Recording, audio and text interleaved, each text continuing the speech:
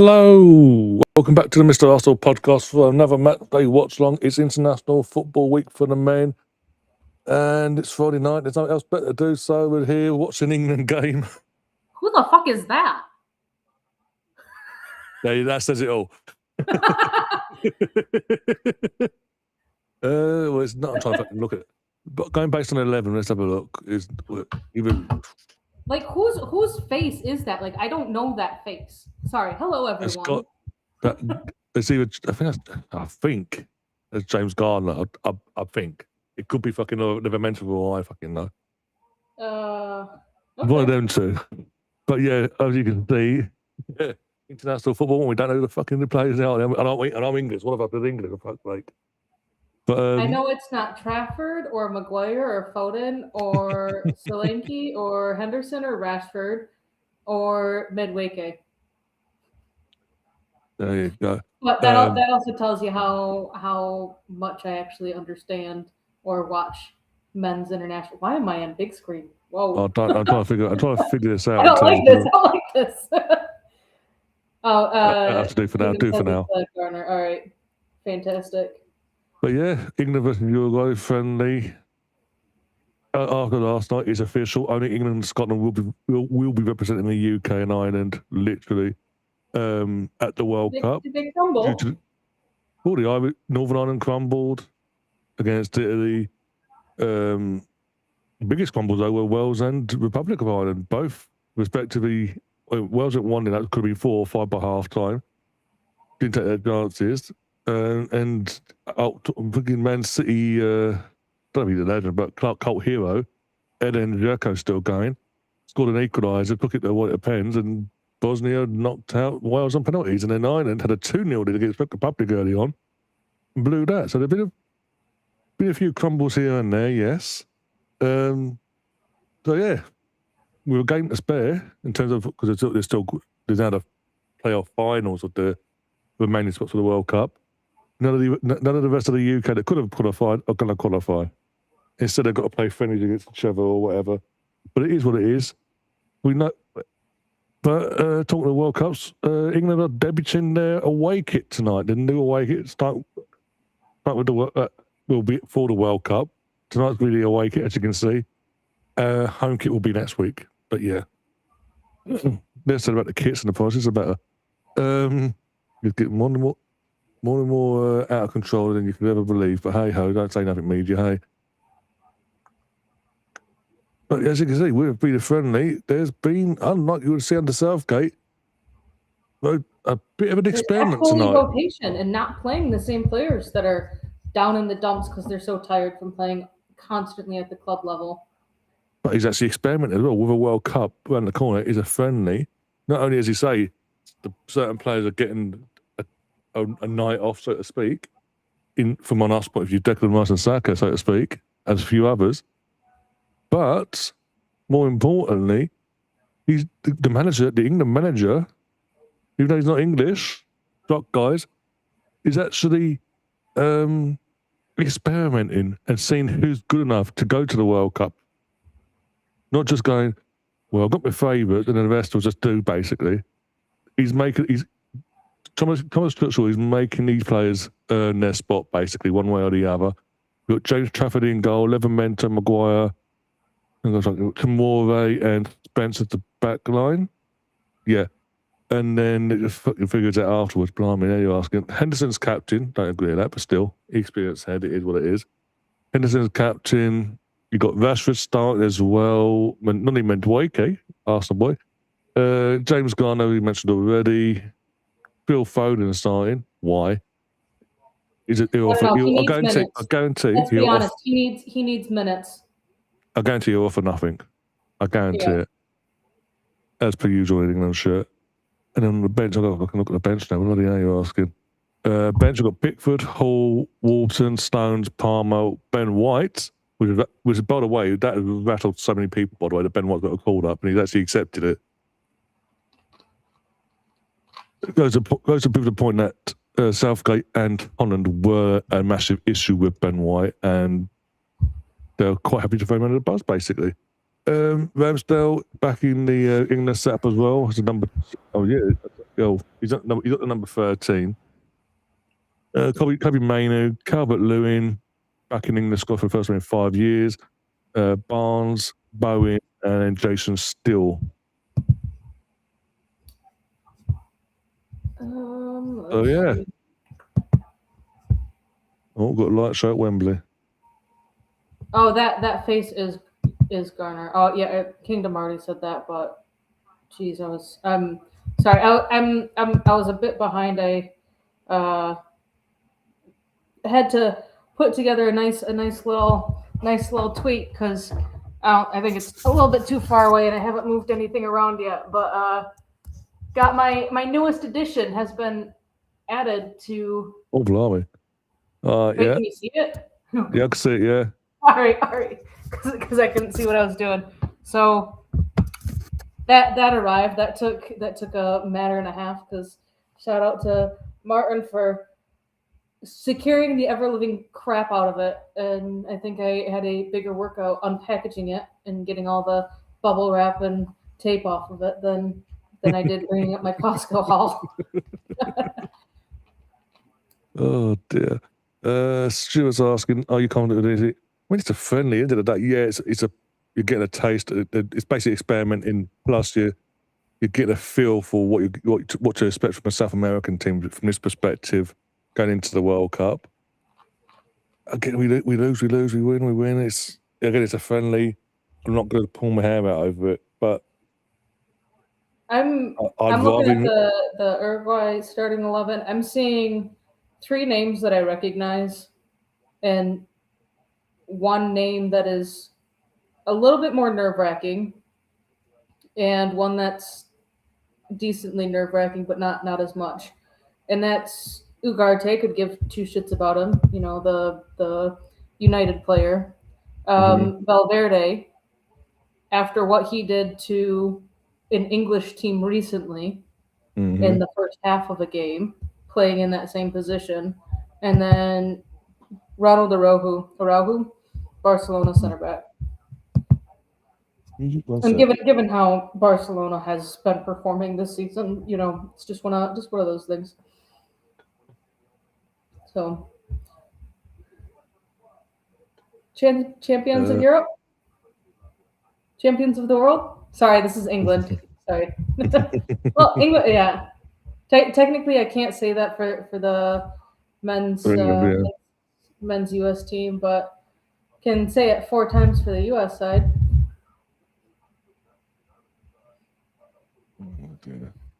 Garner's debut, yeah, I can forgive you. You follow US. Hey, I'm just like, it's Friday night.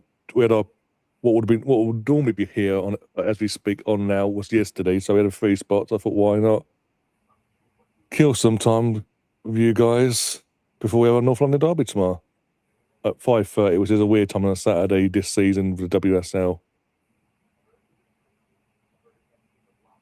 Yeah, I'm actually all right. So interesting fact about kickoff times. Okay, 1, I think tomorrow for the WSL is absolutely crazy because it's the first time in a very long time that there are 3 games on the same day that none of them are kicking off at the same time. It's all back to back to back, and all of the games tomorrow in the WSL are major derbies on the men's side, and they want to bring it to the women's side. Like you've got the Saturday for the U.S. side, 7 a.m. kicking off with the Merseyside derby. I think it's 11 a.m. for you, noon, something like that. So yeah, give or take. Then you have I think Everton is hosting that. Double checking that. Yep, Everton is hosting. Oh, it's 8 a.m. for me. Then 9:30 kickoff is at Old Trafford, Manchester Derby, and then 1:30, ending off the day of the WSL with the good old North London Derby. Can't complain there. No. Teams Villa right come out lost now. today. Aston Villa men played in a club friendly today, and they lost 2-1 to Elche. I can tell you that Pau Torres was the goal scorer, and he scored in the 21st minute, and Elche equalized before halftime, and then they scored in the 4th minute of stoppage. I can't tell you what the lineup was. I can tell you that game happened. And that is it. Yeah, teams are coming out on my screen now. I find it weird that they got the mascot for Uruguay in England home kits. Because they're all, I think, I'm going Well, to I know guarantee they're all English, they're but you'd make all English kids.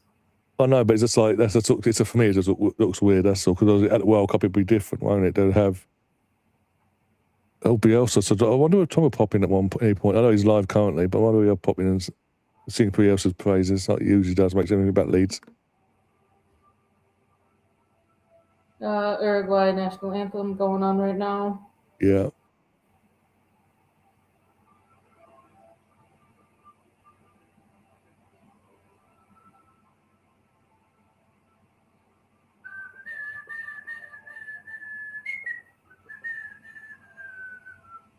Sorry, I've got weird music stuck in my head today. Actually, the last few days. I I really almost don't want like. to blame Laura for that. Can I blame Laura for that? Yeah, I can because Yeah, you can. Yeah, she's after not last around. night, yeah. She can't defend herself. Yeah, I don't like these. Nike are getting really lazy in the last few years with their kit, their designs. Even a Uruguay kit I'm not a fan of in terms of Nike making it. The England under-20 team is losing 1-0 to Andorra. Oh God. I know Miles is playing in that game as well. He started. Who's playing there? Miles Lewis Skelly. He's in the under 21. I saw the lineup earlier. And there he is. Joe Bellingham. Well. Joe Bellingham is the captain. Lewis Skelly is starting as the left back. Rico Lewis is the right back, and where he is also starting or did start. It's 57 minutes in. England has had 70% of the possession, and the goal was scored 6 minutes ago. Oh, okay. Now, here comes English national anthem now.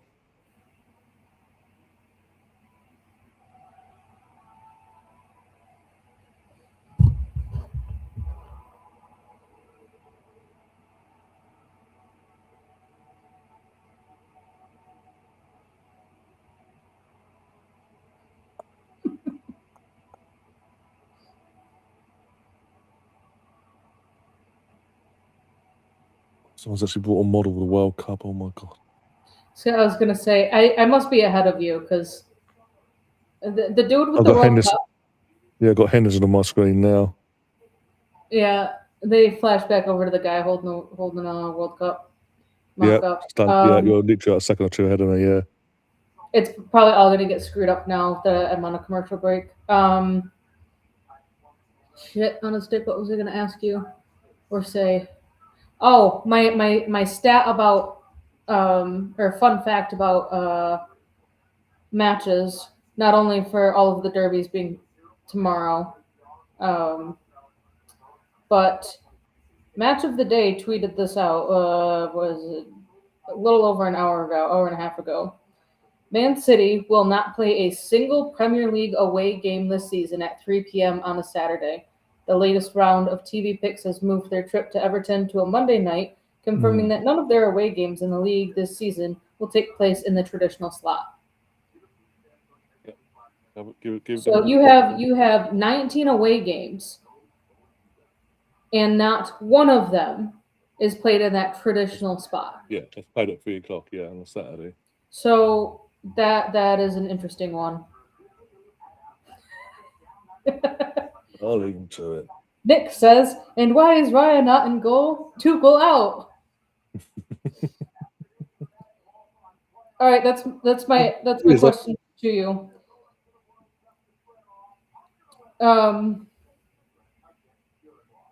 For the England keeper situation, do you see Ramsdale starting next game?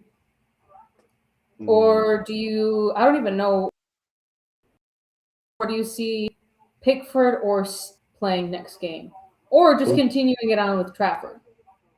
No, I think Trafford's playing tonight just again. It's an experiment, but also just because they obviously he was part of the winning team on last Sunday. Hence why Foden's probably starting as well. Are we playing on? Is Dean Henderson a part of the England camp this time around? I believe so. Just not being put in the matchday squad tonight. Like a few other players. There's a few faces, as I say. So who are we playing them next week? England was. I'm looking it up. Next, it'd be more likely. Sorry. The first half. Tuesday against Japan. Oh, Japan. Oh, okay. Maybe then. Maybe. Still at Wembley. Yeah. Maybe then because I do think I'll sub a keeper at sub a keeper on at half time for Trafford. Just because it's a friendly. That's what you usually do in this.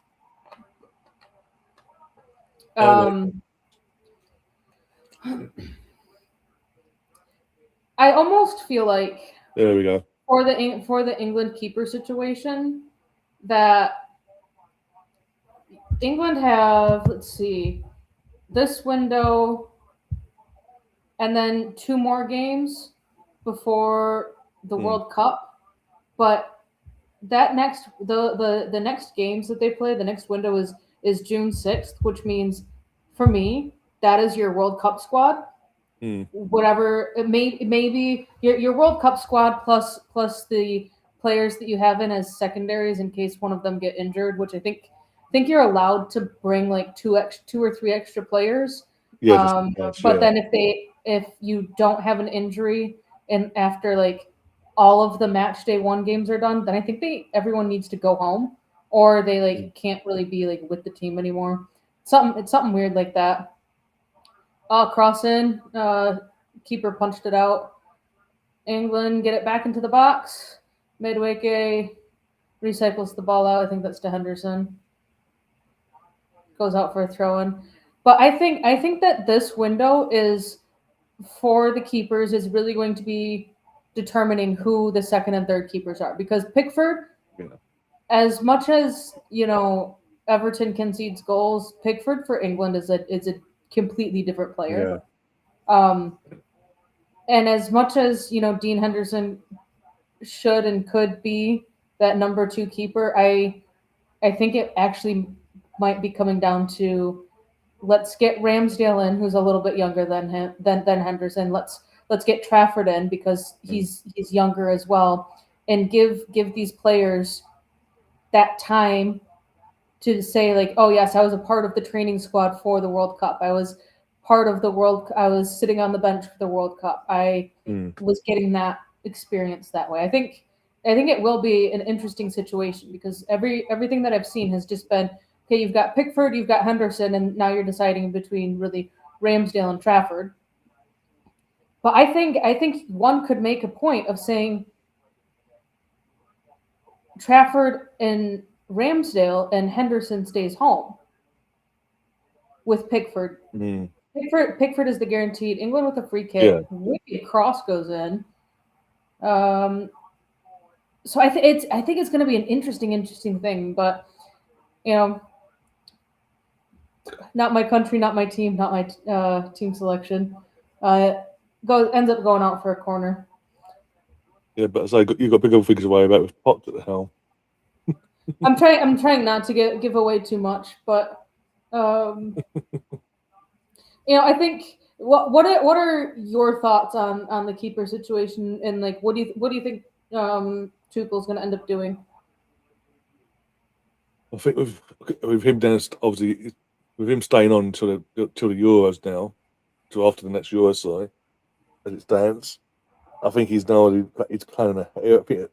I think he's planning ahead in terms of what sort of squad he would want to take into the hosting that in 2 years' time. Yeah, 2 years' time. So Pickford will be first choice. He's a guarantee, and I think as injuries permitted between now and the season, the fact that Ramsdale's getting minutes, Ramsdale will be part of the three. Don't know, say second or third. I don't know which one, but he'll be part of the three just because he's getting minutes at the moment. I'll take Trafford as well. Yeah, both. As you say, but they're both young, and with the Euros in mind and future tournaments in mind, they need that. Even if it's as I say, sitting on the bench, experiencing it, you did need that experience anyway. You don't want to then come 2 years time or in 4 years time for the next World Cup when Pickford's will have retired, long retired by then, international wise. More likely, you don't want to throw one of them two under the bus and just go, "We've never gone to a World Cup in any capacity. You're number one. Off you go." It more likely, if it was them three, in my head, it would be obviously Pickford number one, Ramsdale two, Trafford three, being Trafford's the younger one, and he's not buying the cups this season and the first few games of the season before Donovan came in. He's not getting as many minutes as the other two. So his match fitness won't be as to the level where they are.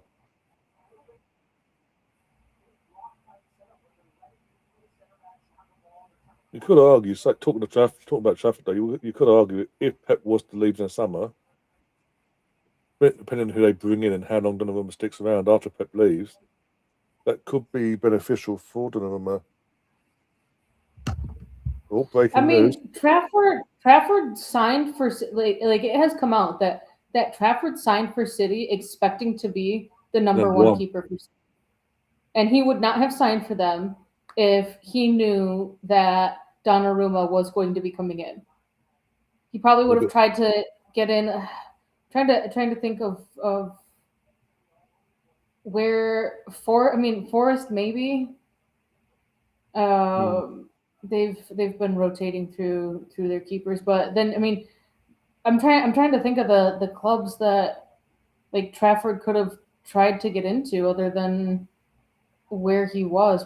He came from Burnley? Burnley, yeah, he's born at Burnley, yeah. Yeah, I'm looking at like the Sunderland keeper. That would have been hard to try and overtake Rufus there. He's been absolutely insane for Sunderland. He wouldn't have gotten in at Arsenal. Wouldn't could have gone to United. Let's be honest there. Yeah. If you think of if you think of like the big six, Vicario has things locked down there. United, maybe. Gav saying Trafford. Oh, he was going to go to Newcastle before City got him. All right. Because he came from the academy in the first place, and basically they had a buyback clause, and obviously Newcastle came in, and it was very, very close apparently, and then they activated the buyback basically, first refusal buyback, because it could, as far as they're concerned, could have strengthened them long term. That department. But I've got some breaking news coming from Sky Sports. Tiger Woods is involved in another car crash apparently in Florida this time. Oh yeah, I saw. I just saw that a little rollover. Talk about scary there. Oh yeah, Gav was also asking about the time difference for ahead of the World Cup. It's going to be 5 hours. So if it starts at 7 p.m. for me, then it's a midnight kickoff for you guys. Cool. I think the earliest, I think even came from that actually. The earliest, the latest kickoff in the group stages, I believe, is 3 o'clock in the morning, Gav. And the Scots have got, and the Scots, their first game against Haiti is a 3 o'clock kickoff in the UK time in the morning. It's cool to know. It doesn't bother her because obviously,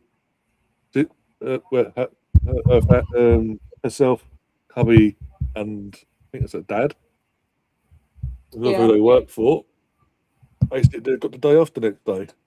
They've basically encouraged people to stay and support the team. England had another corner and did absolutely nothing with it. Yeah. Non-existent, exactly. Yeah.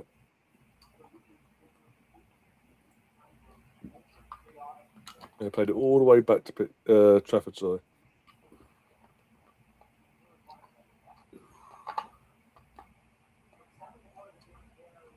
But I was thinking I was the same, but in the before we went live, I was in the and Liam saying that was all pre-agreed in terms of like Sackers and Rice if they're not playing. We all know. We said it earlier. We all know. So if Rice or Gareth are still in charge, that wouldn't be the case. It'd be like they're playing no matter what. I'm going to run him into the ground. I'm doing every game in the World Cup, Gav. Everything. The channel is that there'll be certain times. I think there's one. I've got something. I've got something all planned already outside of the channel that I've got to go to in a month. I think is it June, some point in June, and that's an all day event. So someone else will have to take over that day, but every game will be covered here on the channel, one way or the other, and you'll still get like week to week podcasts, if you will, sort of review, preview shows and all that.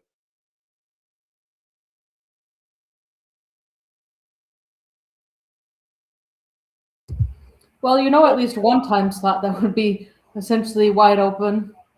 Not that not that any games are going to be on at 7 p.m. for you, but Monday night shows, women's football is going to be like non-existent this summer. Not a bad thing though. They have a player down. They just waved on medical. Rohu is calling for a sub. Up to you, Gav. You need let me know near the time. Remind me near the time on that one. Still got a month and a half of work. A month and a half. Okay, he's milking that. I'm sorry, he's milking that.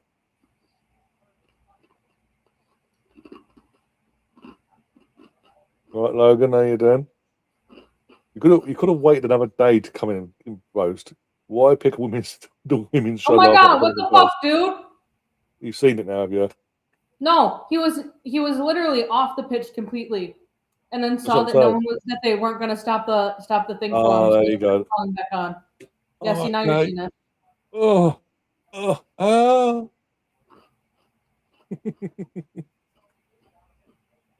If only who was it?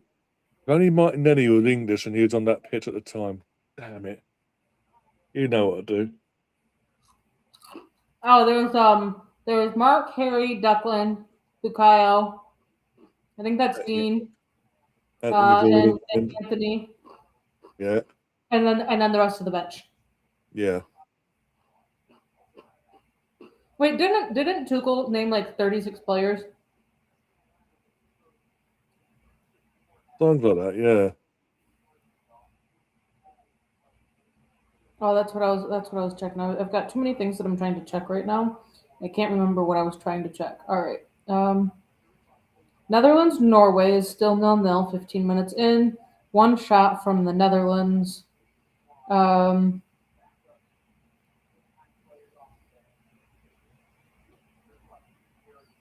We don't have anyone playing in either of those games.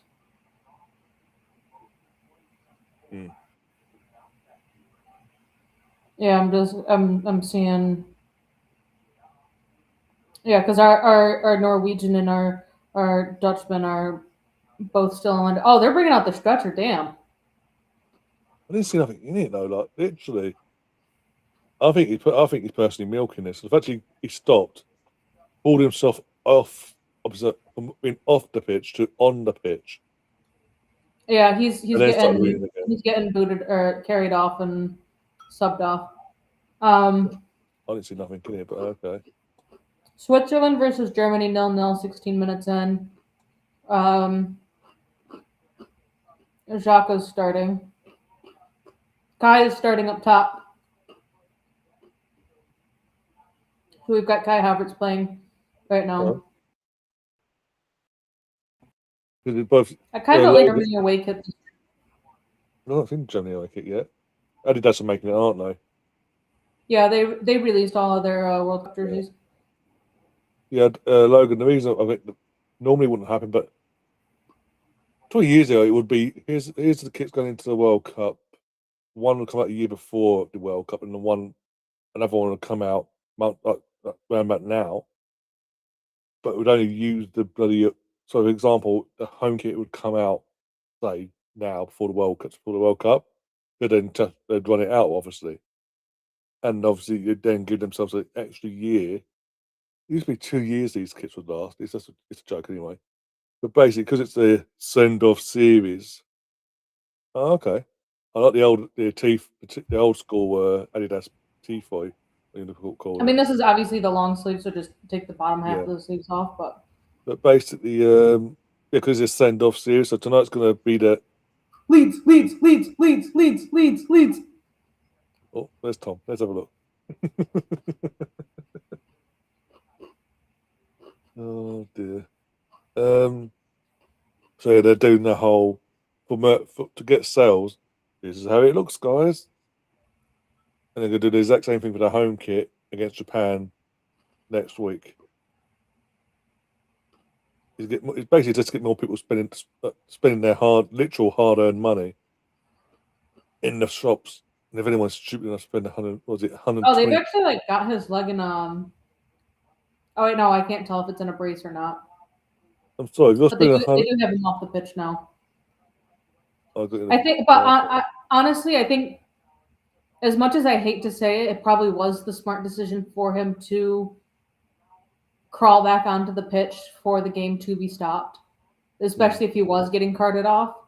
Now, if it comes out tomorrow that, it was just like a bruised bone or something, and, at that point, you're on the pitch for that long, you should be getting carted off. Here comes the corner in for England. I almost said for Arsenal. It's a red kit. It's a red shirt, I'm telling you. I don't like the wide collar of it. No. This is what I'm saying. Nike have been very lazy in the last decade or so. Their kit designs for national teams and domestic club teams, in my opinion. Can I say that? Like I say, if you're out there and you're spending £135 on an England home or away shirt, authentic, you need a head testing. Even if you're spending £89 for the stadium version of it, not the replica, you need your head testing.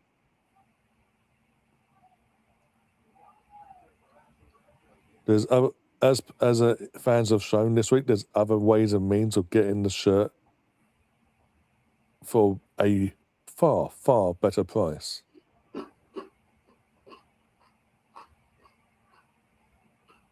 They have BX, right? BX, how you doing? But they have. I used to love again when they were making our kits back in the day. I loved Nike kits back in the day, but they've just got. I have seen a rumor that Nike are going retro with the keeper kits for the World Cup, but that could have just been a one-off type situation as well. Got another Uruguay player down.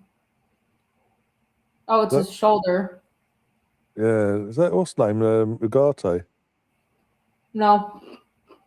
I couldn't tell because I was looking at the hair and I was like, huh? All right. I want to get your take on this, and people in the chat feel free to chime in. And maybe this is just my Arsenal bias coming through. But Spain have David Raya, Juan Garcia, Barcelona keeper, and Unai Simon. Rumor has it Simon is the one that is tipped to be the number one keeper for the World Cup. I know that there is a difference between club and country goalkeeping, and we see that very much prevalent with Pickford in goal for England versus for Everton. But would you not want to take the best goalkeeper statistically over the last 2 seasons as your number one keeper? If not the last 2.5 to 3 seasons? Yeah. The Spanish. I don't. I think the thing that goes in Simon's favour is that he's been the number one for the last 2 tournaments, but he with one of them tournaments, he won. He was number one. It was basically he won it. Spain won with him in a goal basically. I don't agree with it. I don't agree with that. And to BX's point, Raya's dropped down even to third, apparently. It's mad when you think about it. Is that absolutely mad?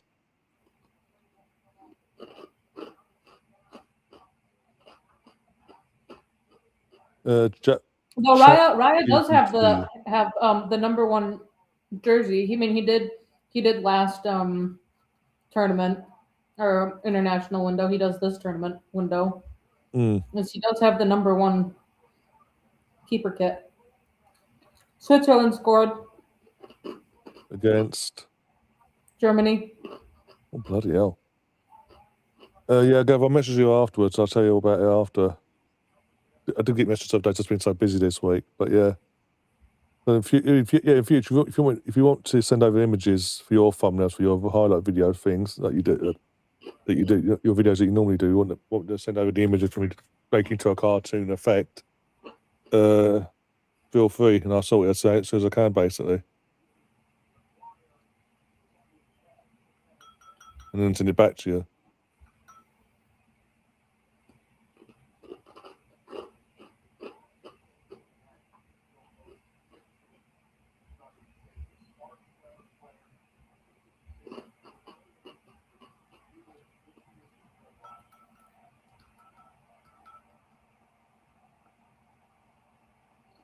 There's it all 20 minutes into that is a friendly and all win or lose, whatever.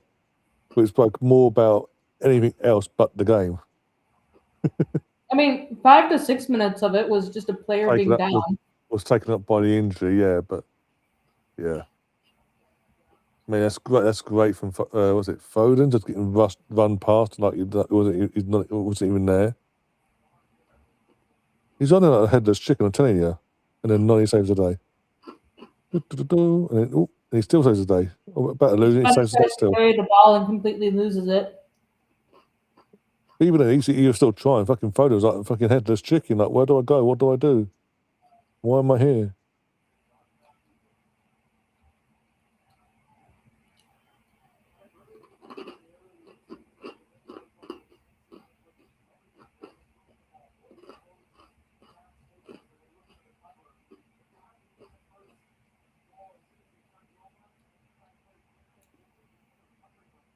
Oh, yeah, cool.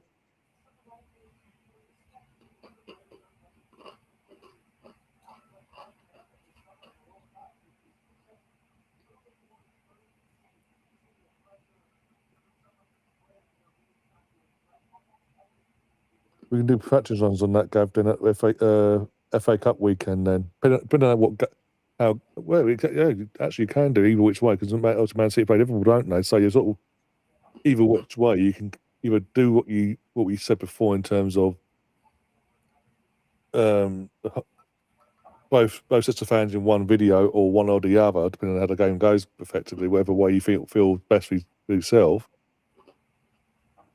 And test it. We'll do a dummy run of the thumbnail on that video, see how it goes.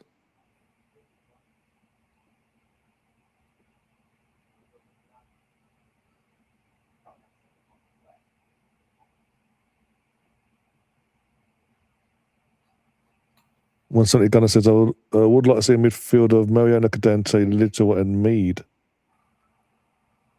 I wouldn't be upset about that. Someone, who was it? Laura or George had said it on Monday night's show. That's where Mead had started out when she came to Arsenal, and then Viv came, and Viv wanted that spot, and you're not going to turn down Viv wanting to play in that spot. So then Beth went out wide to the right and has kind of made that her home, but she could very much go back to the midfield. I think we saw it a little bit against West Ham, and God, because I mean that West Ham game, we made all 5 of our outfield subs that we had on the bench. We had our academy defender get subbed in and play in the striker role for like the last 6 minutes of the game. You got a laughing stock. And Beth had dropped to the midfield at some point during that game. I need to see those goals. All of the videos that are like, look at these goals, have been geo-locked for me. I haven't wanted to deal with the hassle of getting a VPN or activating the VPN. Okay. Spencer says Yoko scored 3 goals last night. Interesting. Yeah, but he's worth it. He's absolutely woeful, Spencer. Don't you know? You got the memo yet? Apparently he's woeful. He's a worst striker in the world. Apparently, worse than Seska. Someone had jokingly said, we need to sign the midfielder that plays for Sweden that was feeding Gyökeres all of those goals.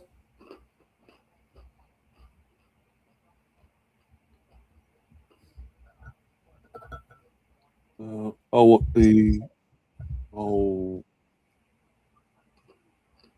England or the Arsenal one? What's Arsenal one? The Arsenal Palace cross. Oh yeah, or is there an England one?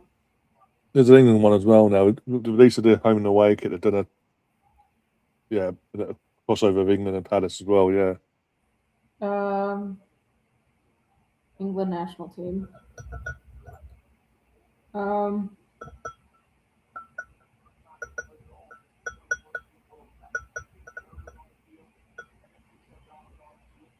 But yeah, Gabby, you want to send it over to me now? I'll give it a test run now.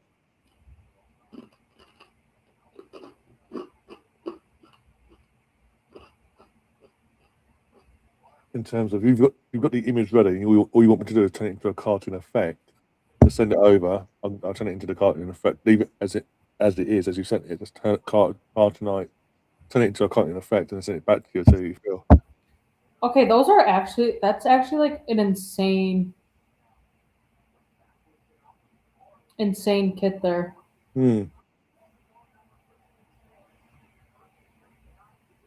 Different, it's unique, and it'll sell. I mean, I find it more pleasing than whatever this orange garbage is. And why orange? Meant to be red, believe it or not. That's what they'd be saying. I think it has more to do with the angle of the camera that they're using, because like when they bring it more down to level on the playing pitch, it looks red, but how they have most of this game being played, it does not. Yeah, that's been their key thing. Because I'm one of their many fans that have been calling for the England going back to tradition and being home kit white, England away kit for England is red. And whatever you want to do, whatever. Okay, but seeing this home kit, especially what Nike calls the match home. Yeah. The impressions that they have in there, in the detail of, like, essentially it looks like 2 different types of thread being used on that white is actually really cool. It's like a subtle design, but not really at the same time.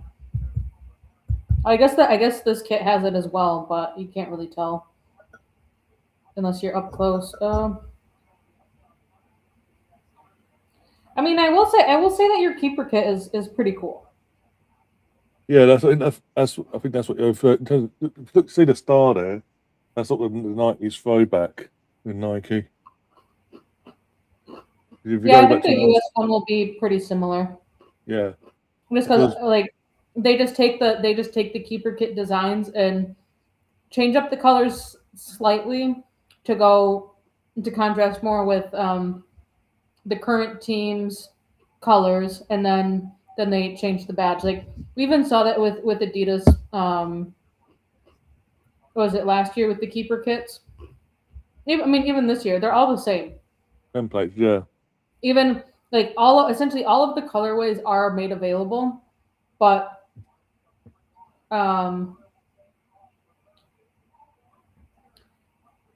they're all the colorways are available. It's just a matter of which teams get which colors.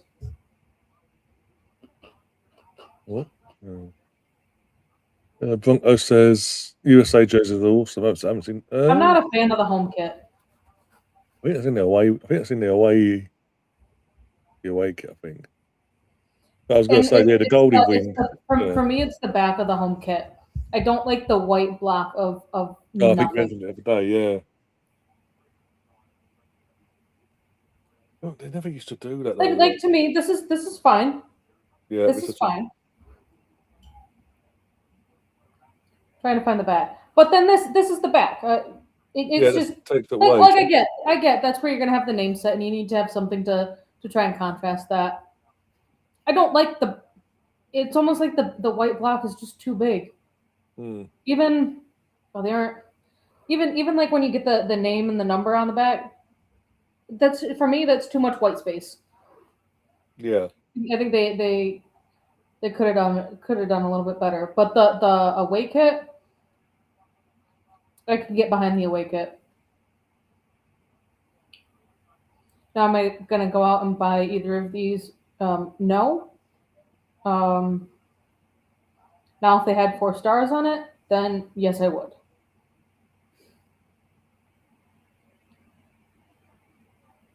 Ooh. This is Uruguay's away kit. This is actually pretty cool. okay, that's good fun.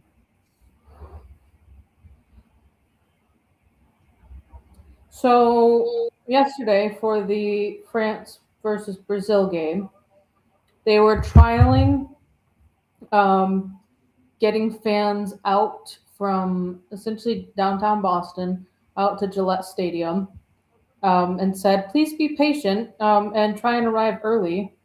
And it sounds like it was kind of a disaster.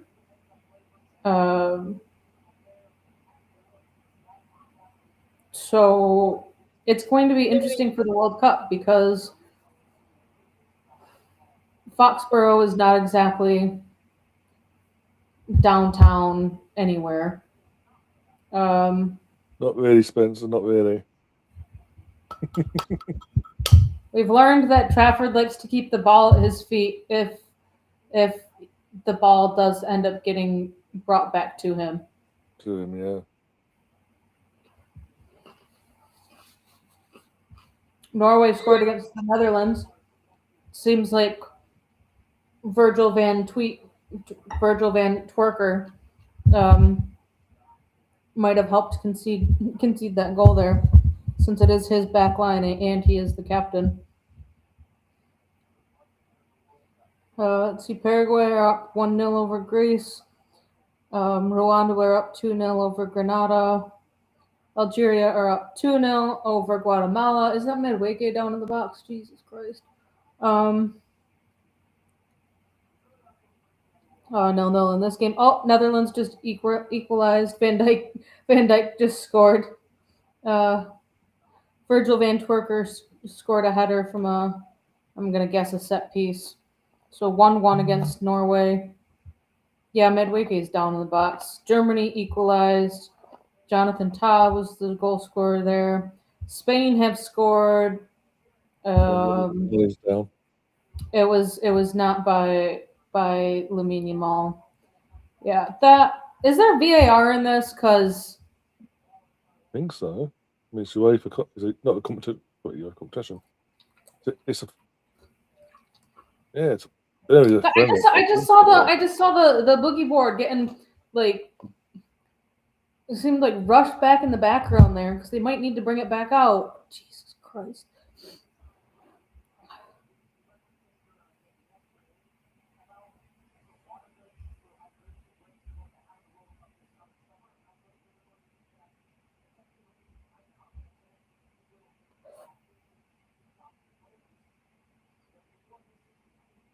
It must be bad because they aren't even showing the player like they were for the Uruguay player going down and staying down.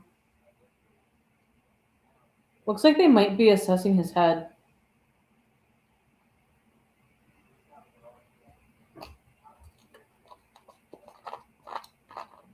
Who does Gav want crying?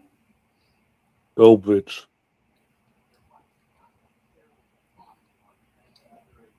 Yeah, it looks like a head injury for no neither.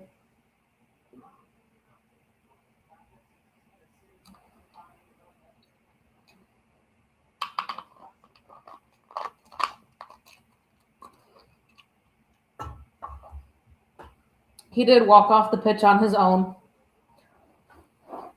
so that's promising.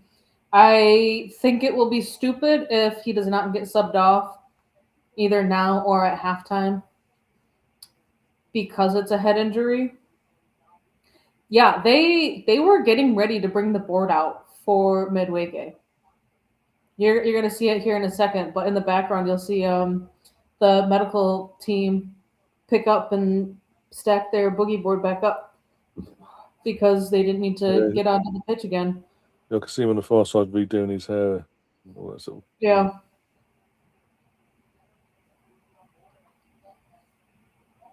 He's back on now, so.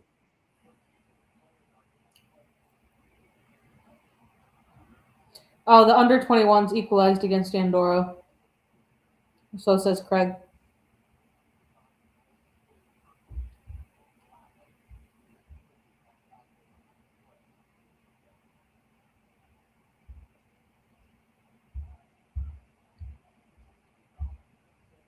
In the world of women's sports and women's football in general, Kat Macario has officially signed for San Diego Wave. It is a record contract in the NWSL. She's signed until 2030, and it's like a $5 million contract.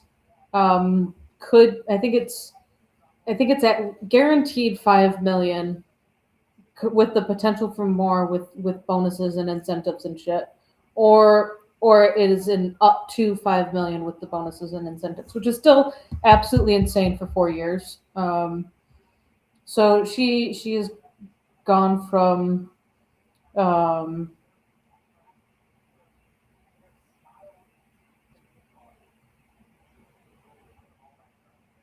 depending on the contract structure and all of that. So she's gone from Chelsea.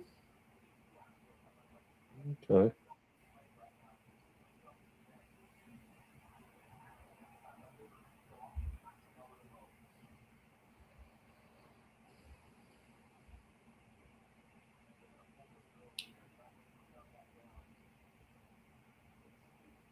I've got a Newcastle fan in chat. Newcastle, we love you. Up the Geordies, Newcastle. We all says you're a Newcastle fan. Why are you in here? And on Eddie Howe, the job he's doing this season, are you sticking by him for another year, or are you one of the Geordies that had enough and want change come the summer? That'd be interesting about conversation. What do you make of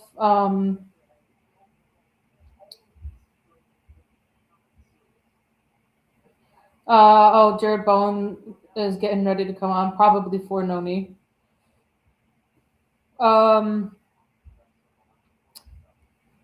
Because this is an international friendly, and even though this is the Arsenal channel,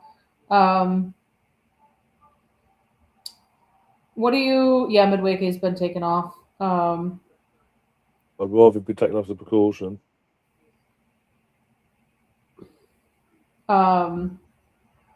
What do you make of the rumored 60-point deduction?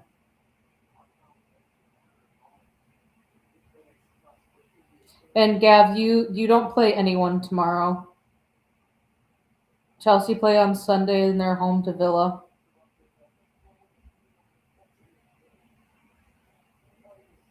I think 60 points for the fact they've been kicking and dragging their heels from day one.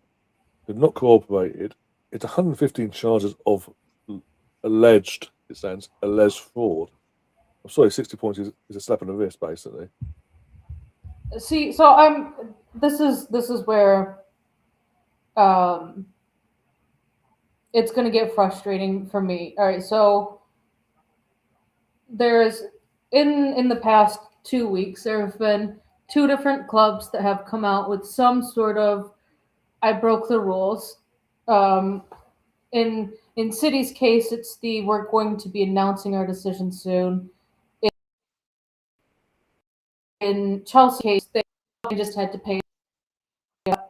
Both Everton and Forest are rumored to be filing a complaint that their breaking of the FFP was a points deduction and a fine, and Chelsea's was just a fine, and that Chelsea should also be getting a points deduction, even though it was a self-identified we broke the rules. And they cooperate. They And cooperate. But for me, even though the owners handed it over straight from the off, this, that, and the other, and they cooperated, sorry, and all that. And it wasn't in their period when what happened has happened. It wasn't in their time frame as ownership. But still, trophies under previous ownership, doing what has been proven to have been done, helped them win what they won in that time frame. For me, sorry, Gav, you need to. You're not going to like this, but basically, you should have been stripped of your titles from that period as well, domestically. Oh, if my mic was crackling, it might have also been me typing. If it was just in this past little bit here. So Chelsea, we're going to see how that plays out with the two teams that had points deductions last year. What goes on with them? City, it was originally reported 115. It came out like 3 months later that it's probably closer to like 133 charges. A portion of them got asked, answered, and resolution, essentially found not guilty. So those were done and dusted. So then we're looking at the rest of them for the 4 or 5 seasons they were really looking at this over happening. What I feel like it's going to end up being and coming out as, because it's rumored to be between 40 and 60 point deduction, that they are going to be saying, oh, it's these points deductions are really applied to these seasons, because I mean, if we look at when Everton had their points deduction and when Forest had theirs, all that was being was like, all right, so Forest took it was I don't remember the points deductions, but it was a 5 points deduction for 8 charges or whatever it happened to be. It's like so if you take that and you take that to the City's 115, then City would be looking at like 100 point deduction, 100 plus point deduction, not a 40 to 60. So I feel like they're going to end up coming out with like, hey, so I know that we came to a decision 14 months ago, 18 months ago, and we're only just coming out now with the points deduction. We're coming out with it now that City are mathematically out of the title. And we're giving them a 60-point deduction, and it's only applicable to these charges that we found them guilty on in this one season. I think that's what it's going to like end up coming out to, is like just 1 or 2 seasons, and not. I think there will be portions of the 115 that they will be found not guilty on, and portions that they will be found guilty on. And when it was announced and it was going off in our group chat about, if it's a 60-point deduction, when do you get it applied? And from the Premier League as a business, the smart business move would be to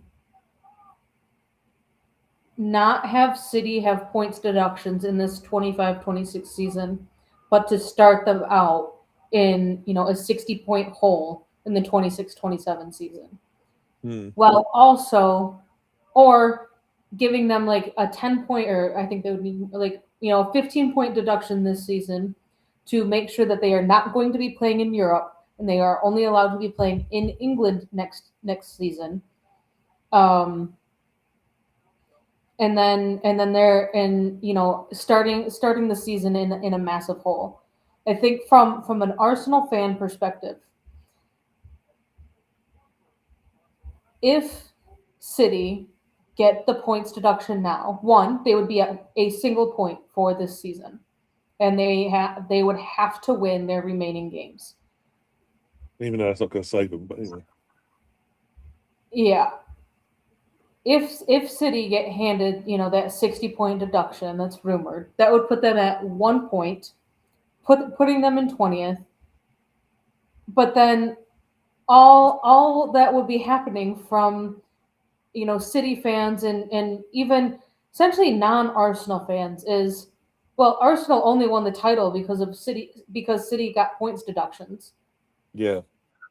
So if you're going to give City the points deduction, do it on May 2nd, when City are very clearly mathematically out of title contention.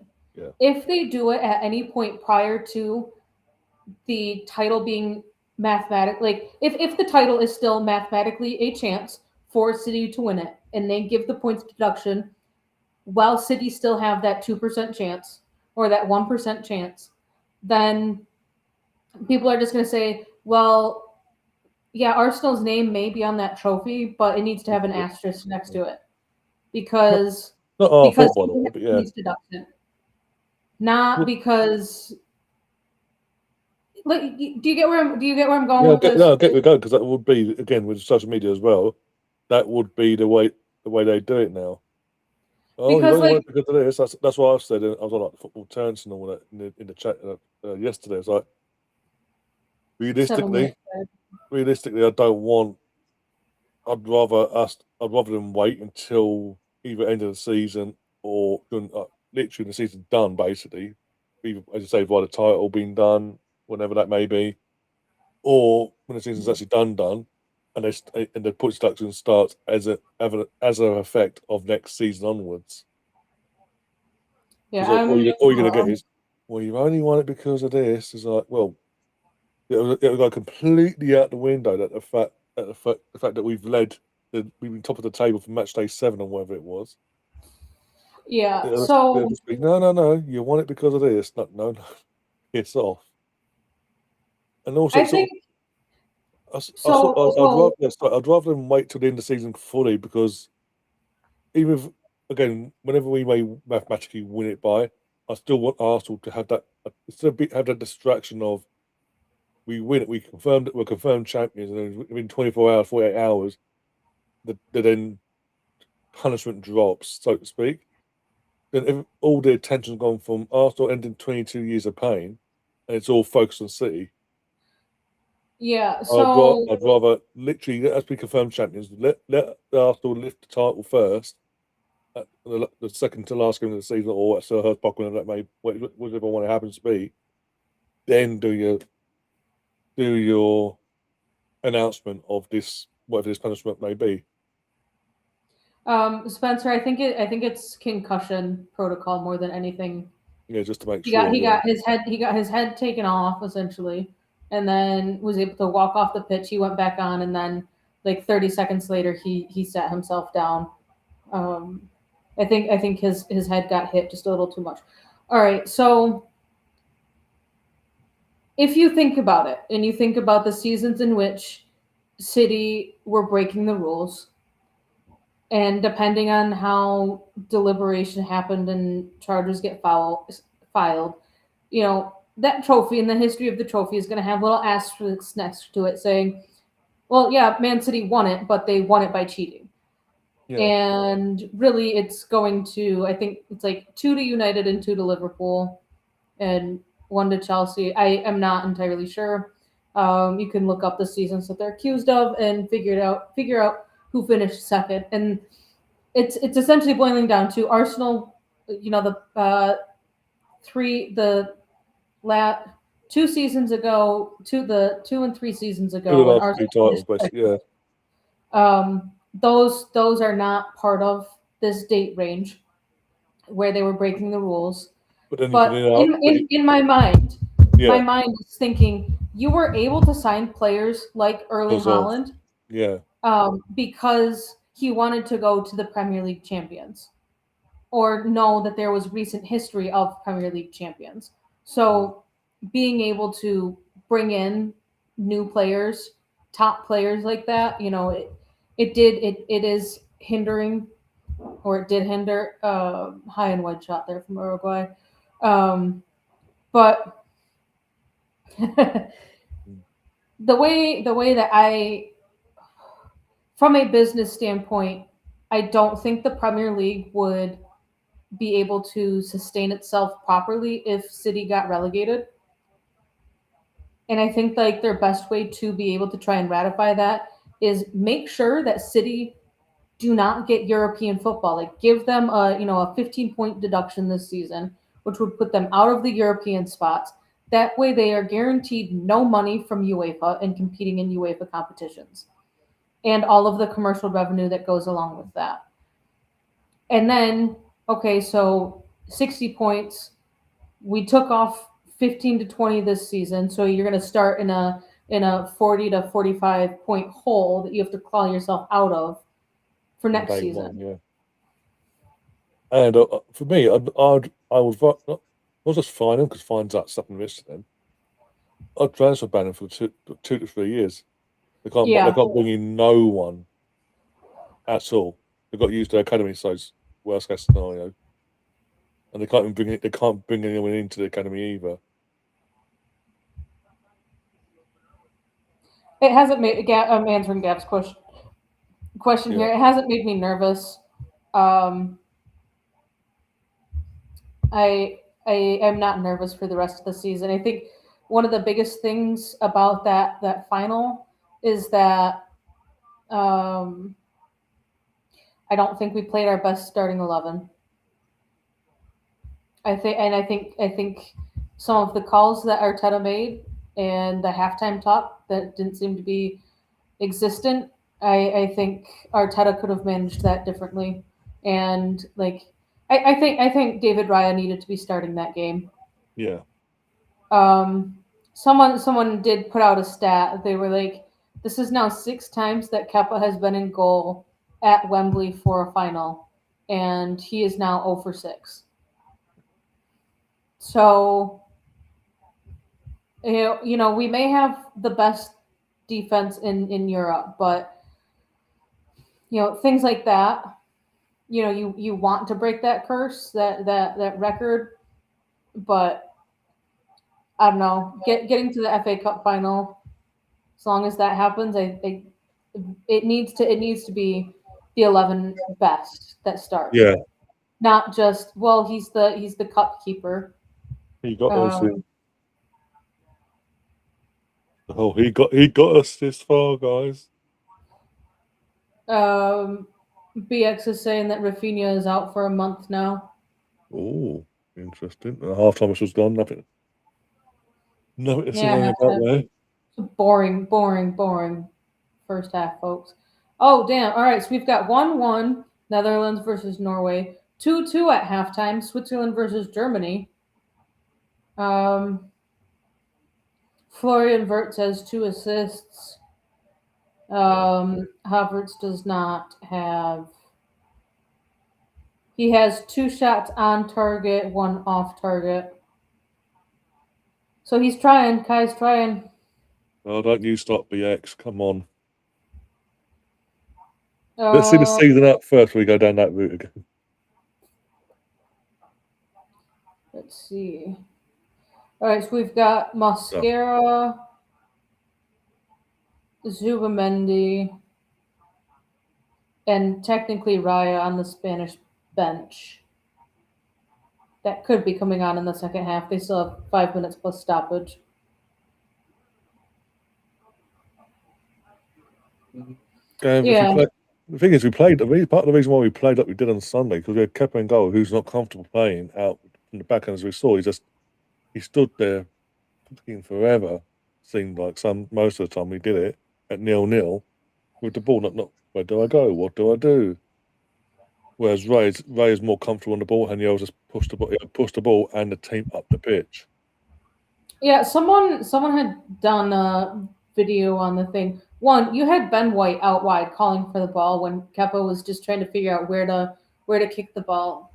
But what City ended up doing, which I found very fascinating, is that City occupied the midfield space, and where like City knew that all that Kepa wanted to do was just boot the ball upfield. He wanted to get it as far away from his goal as possible, rather than doing the short passes. And so City really ended up having like a back seven or a back eight, and they City had dominated the gaps, and like Pep, it wasn't that way at the beginning of the game. Pep noticed it, shouted something out on the field that said, "Get this fixed," and they did. Oh yeah. BX says, I haven't had a proper event out about the final, but it's on the back burner until this is a question to you, BX, and not just to dig at you either, just to be clear. Obviously, we were all pissed. You saw us. You saw my reaction. You saw everyone else's reaction at full time on the day itself. If coming into the season, we're sitting as at the very least, at the bare minimum, as Premier League champions. Is us losing last Sunday really going to bother you that much? Being that we've still gone on, kicked on, and finished the job in the league.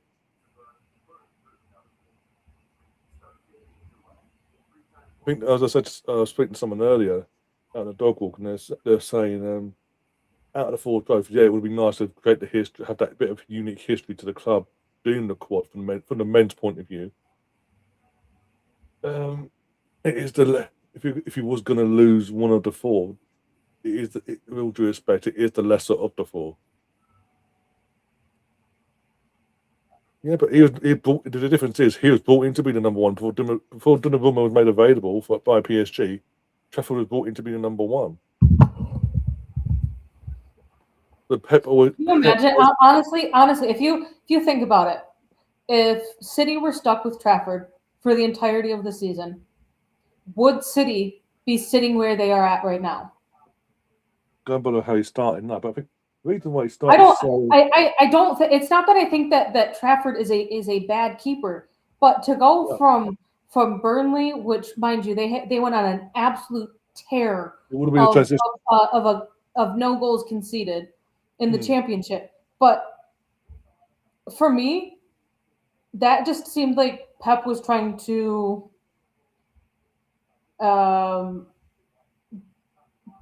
get youngsters back in after Ederson left. And then Donnarumma was like, "Yeah, I'm not going to sign a new contract for PSG," and he jumped on it. Like, I've already signed Trafford. I might as well try and get another keeper in here. And why not make it the keeper that just won the Champions League? So for me personally, I don't think that Trafford in goal for the entirety of the Premier League season would still have City sitting where they are at in the table, because it's not so much on his goal on Trafford's goalkeeping ability compared to Donnarumma's, but City have lost like their entire back line. At one point or another, they had maybe 2 fully fit defenders, and Donnarumma knows how to step up in those situations, and how to, I guess, better control the back line, just having that much more experience, that much more high-level Champions League experience, not the high-level championship experience. So I don't think that I think the league would have already been won at this point, if I'm being honest. I don't think City would be sitting at a mathematical chance of winning the Premier League Mind you, that's at like 3% right now, according to Opta, as of this international break. I think would one win, no, at this point. But again, those are views of one Catherine, not the views of everyone else. But it's I think going through some of these keeper changes can always change things up a little bit. But I mean, from the prize money standpoint, I'm not upset about the Carabao Cup being the one that we didn't win, because that's what, like a 1.5 million pound prize pot or something. I mean, it's a small compared to winning the Premier League or the FA Cup or the Champions League. It's a drop in the bucket.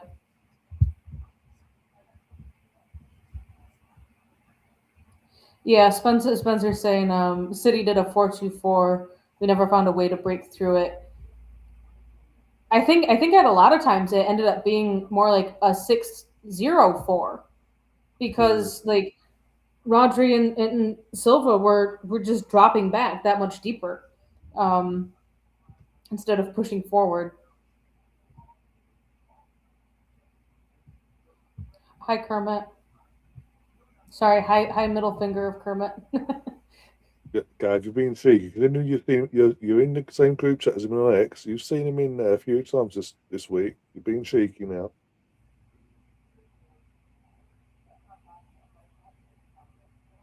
He's shown up a couple of times. Yeah. Rest in recovery. It's not a bad thing. I mean, he has even started out some of the Thursday night shows saying that he was needing a break, and the cup final just tipped it over the edge. I honestly think that no matter what the result was, whether I don't like saying it, but like commiserating your sorrows or celebrating the win. There's a mental Going into an there, international break, it's the best time to say pause. Yeah. Then you add in other things, this, that, and the other that we know about.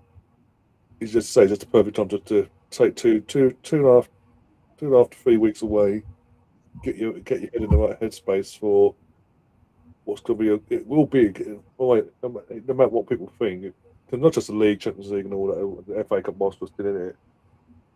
It is going to be a very mentally demanding 2.5 months basically before the end of the season, basically. So you need to get your reset, reboot. Oh, someone has said that with the City game getting moved to Monday night on May 2nd, or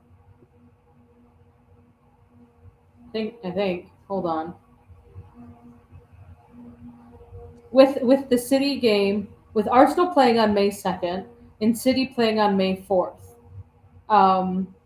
they were kind of trying to phrase it in the manner of, well, if Arsenal beat Fulham on the 2nd, then they have to wait until City play on the 4th to essentially say, yeah, you've won it.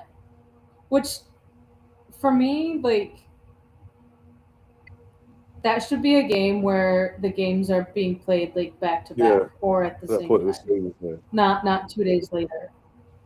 But either way, when Arsenal play against West Ham, that game could be the decider.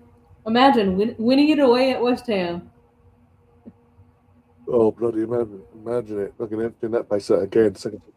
Or make us all stress out and win it at home against Burnley. Which would you rather? Beat Fulham and have to wait until City play 2 days later and wait for the City result to happen. Win at West Ham or win at Burnley. I will throw this out there. I think depending on City's next 2 Premier League games, if they don't win either of those or both of them, I think it's then just on like a 2 wins from Arsenal. Like if City lose or draw, so say they take two of the 6 points out of the next 2 games, I think it's an Arsenal win and a draw away. I don't have my different permutations out there, so I couldn't tell you what all is needed, but it is what it is, folks. I want to win it as early as possible, just to get it out of the way, just to be done with it. So they're not stressing about that, and they can focus on the other 2 competitions respectively. Go and wake up. Seriously, yeah? You think that could happen? Have you seen your Chelsea team this season?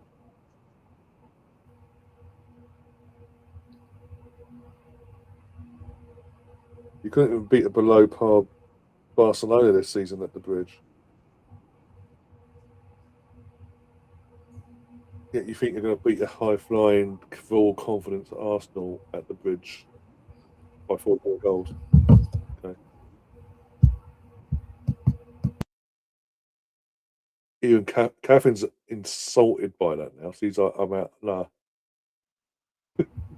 I'm kind of hungry, but I wouldn't say insulted. I would just say very shocked that you're that optimistic. Honestly, Gav, which team gives you more hope in terms of results and performances game to game from this season's point of view? Your men's team or your women's team?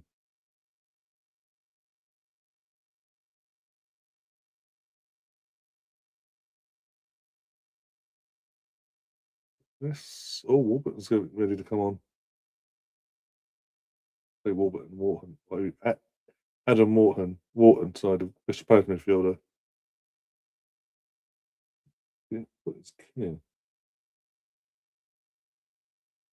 and go in terms of the Southampton comment. I hope Port Vale knock you out then at the Bridge. The under 8s. Got the youth team basically. Serious question. Talk about FA Cups and all that.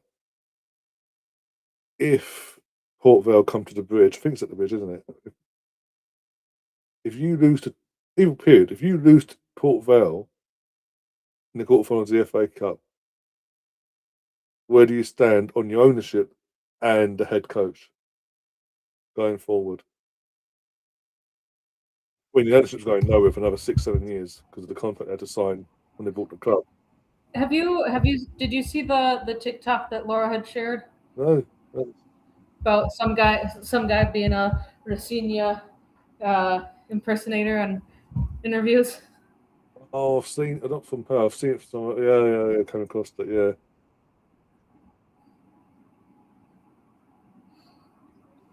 yeah. This guy has said, I like to call Reece James a mentor because he's a man and he tore his hamstring. Yeah, I saw it. I've seen that video. Yeah. And then followed that up with a different thing, different person. Just did so calling a certain person a therapist. Oh yeah. I know. Yeah. Yeah. Read between the lines. I've read between the lines. That's what I'm saying on that one. Yeah. So it was a funny little clip, but that's what I was gonna look up. I'm gonna look up. I would like some goals. Coming up the armband. I don't know about you, but I would like some goals. I would do, but looks like make some subs here because Harry Maguire Maguire's got the armband for the second half. Yeah. But Anderson's gone off. Who has come on? I'll figure that out. Take your guess. Adam Morton or Cole Palmer? Adam Morton was warming up a minute ago on the screen. doing one-on-one warm-ups with a coach. All right, let's see. All right, do you think that if Wolves beat West Ham on April 10th, that if Wolves beat West Ham, that West Ham is going down and not Spurs? I think I can't see. Because for me, that is a must win for West Ham, or at a minimum get a point. I can't see where Tottenham are getting a win at the moment either. That's the thing themselves. All right, let's see. So according to Opta, I will preface this. According to Opta, it is Adam Morton coming on. City are at a 2.5% chance. Throwing that out there. Opta has Chelsea finishing 6th with a 9% chance of making Champions League football. So that's your plus. It is 2 points behind Liverpool is how Opta has Chelsea finishing. I'll tell you that, Gav. They have Arsenal, City, United, Villa, Liverpool, Chelsea, Brentford finishing 2.3 points behind Chelsea, but 0.4 points or 4/10 of a point ahead of Everton. So they're calling that a close game there. So Opta has Spurs at a 26.5% chance of being relegated, finishing with 38.48 points, and West Ham finishing with 36.9. So you round those to the nearest whole number. Spurs finishing at 38 points, West Ham finishing at 37. So with Opta essentially saying it's still going to remain a 1 point between Spurs and West Ham, do you think that the West Ham Wolves game, with West Ham being at home, is a must win for West Ham? Oh, West Ham being at home is at Wolves. If it's at West Ham, then they have to win it. Yeah. All right. Some footballwebpages.co.uk is another predictor table. This one has Opta has Arsenal finishing with 84.6 points, so 85 points. This other website has Arsenal finishing with 88 points. City finishing with 79, United with 68. Chelsea still in 6th by 1 point ahead of Everton, 1 point behind Liverpool. So that's a tight race. Everton ahead of Brentford on goal difference. They have Spurs and West Ham at a 1 point difference of 34 and 33. Opta has them at 38 and 37. So this other predictor is seeing more losses in both of their futures. So just throwing some stats out there. I'm not sure what that other website's data source is, but that is what I can tell you about two different websites. Opta is a little bit more well known in how they pull things in. Gav has a question for you, and I don't know if he means good fit for us as in Chelsea or good fit for us as in Arsenal. Hi, Gary, by the way.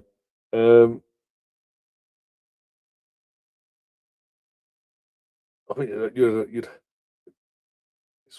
It's a weird one because De Zerbi, he'll get you playing a decent-ish brand of football, but it'll end in tears in the end because he's very much like Maresca in terms of he's very outspoken, so we say, and as your ownership have proven with Enzo, they don't like outspoken people. They want people to be yes sir, no sir, feedback's all sir, and they showed it with Potter as well.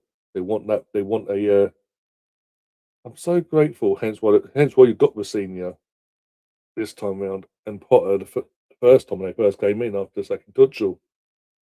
They want the ones that'll be so grateful for the opportunity and will never speak out against them in particular publicly, and will always bend the knee to their will, basically. What's a dessert, a burger dessert, or even Palace, none of them will take that big place.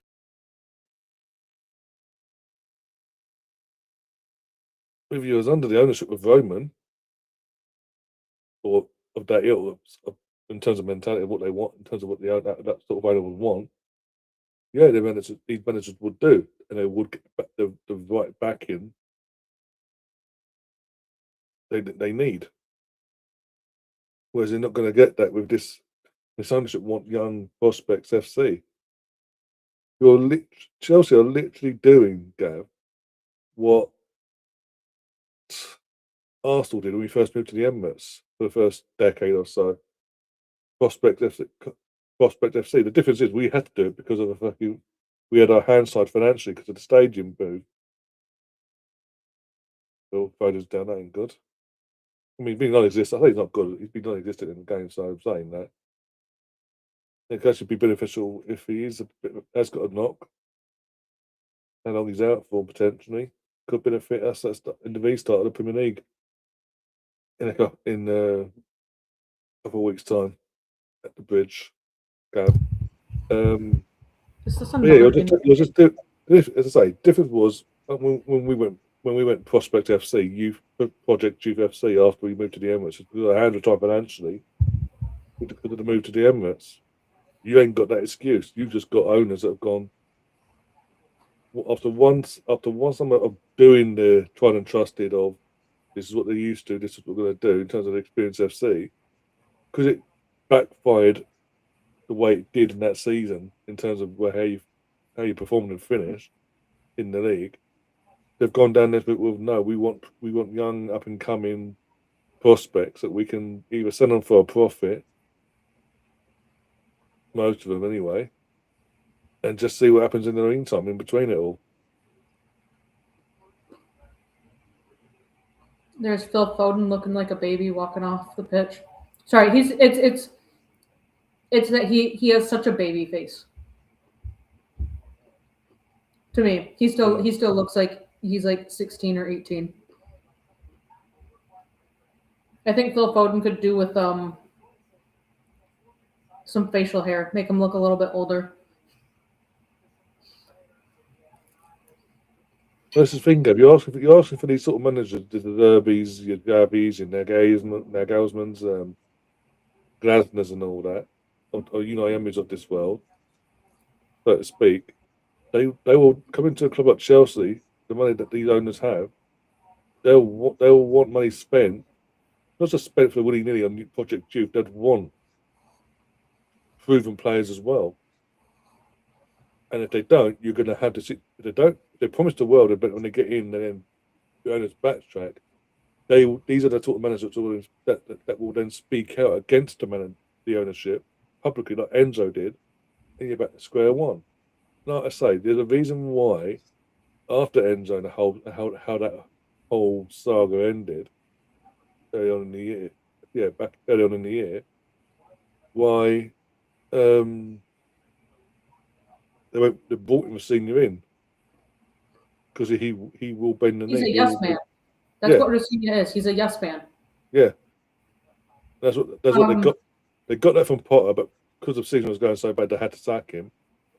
The managers have had since then, in terms of Poch, initially sort of a yes man, but at the same time had an expectation of what this is what we need, and I don't want to sell this player or that player, but we can sell that one. They didn't. They said that they thought the opposite.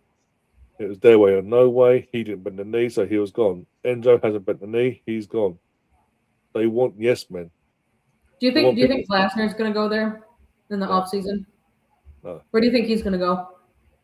If he stays in the Premier League, if he stays in the Premier League, it'll be to a club like Man United, or if that team down the road stays up in terms of the team in white, they stay up, maybe them.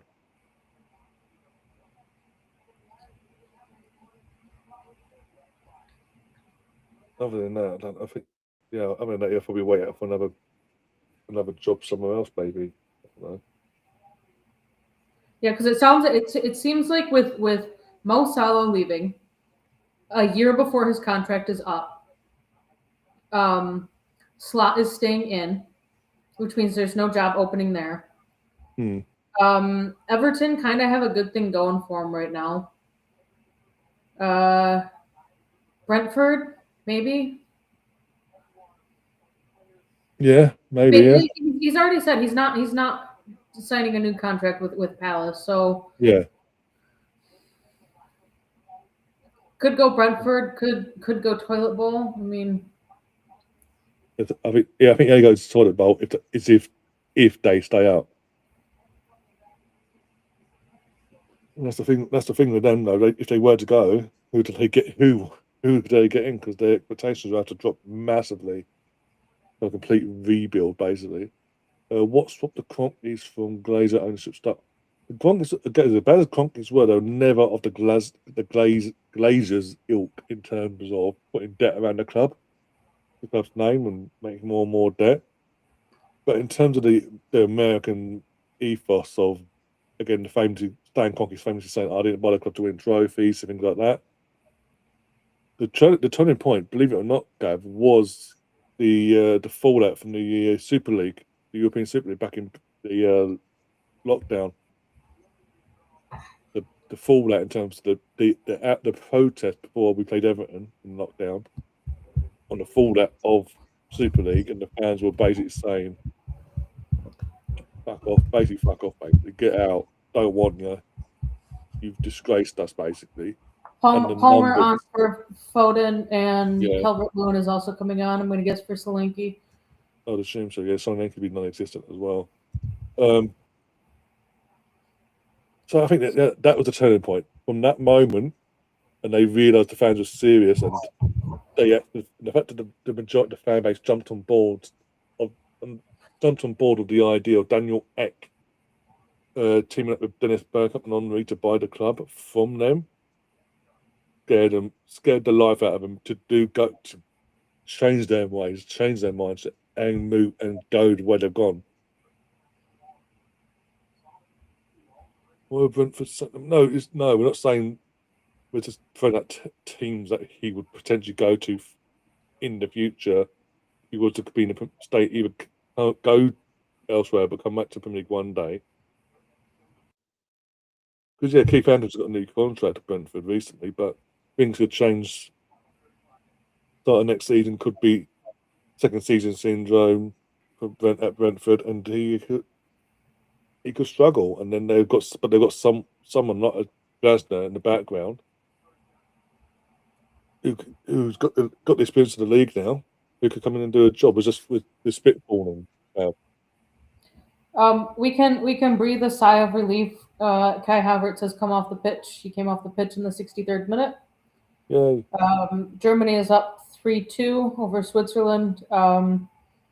He did not have any goal involvements. He had a total of 3 shots, 2 on target, 1 off. So kind of easing it back in there. Our Spaniards are still on the bench at 53 minutes in. Okay.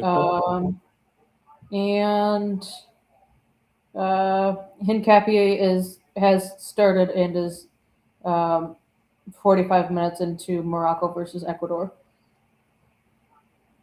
Yeah.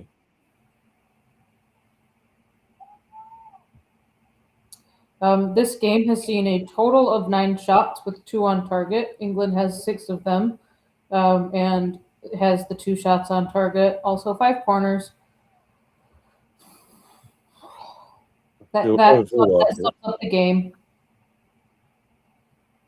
I don't felt like it, to be honest. Yeah. What about Brighton? I think Brighton would be perfect for Glasner, for me. I think you do really well there, but again, it's just. I think he has no loyalty to the Palace, so I don't think that'll play a part in it.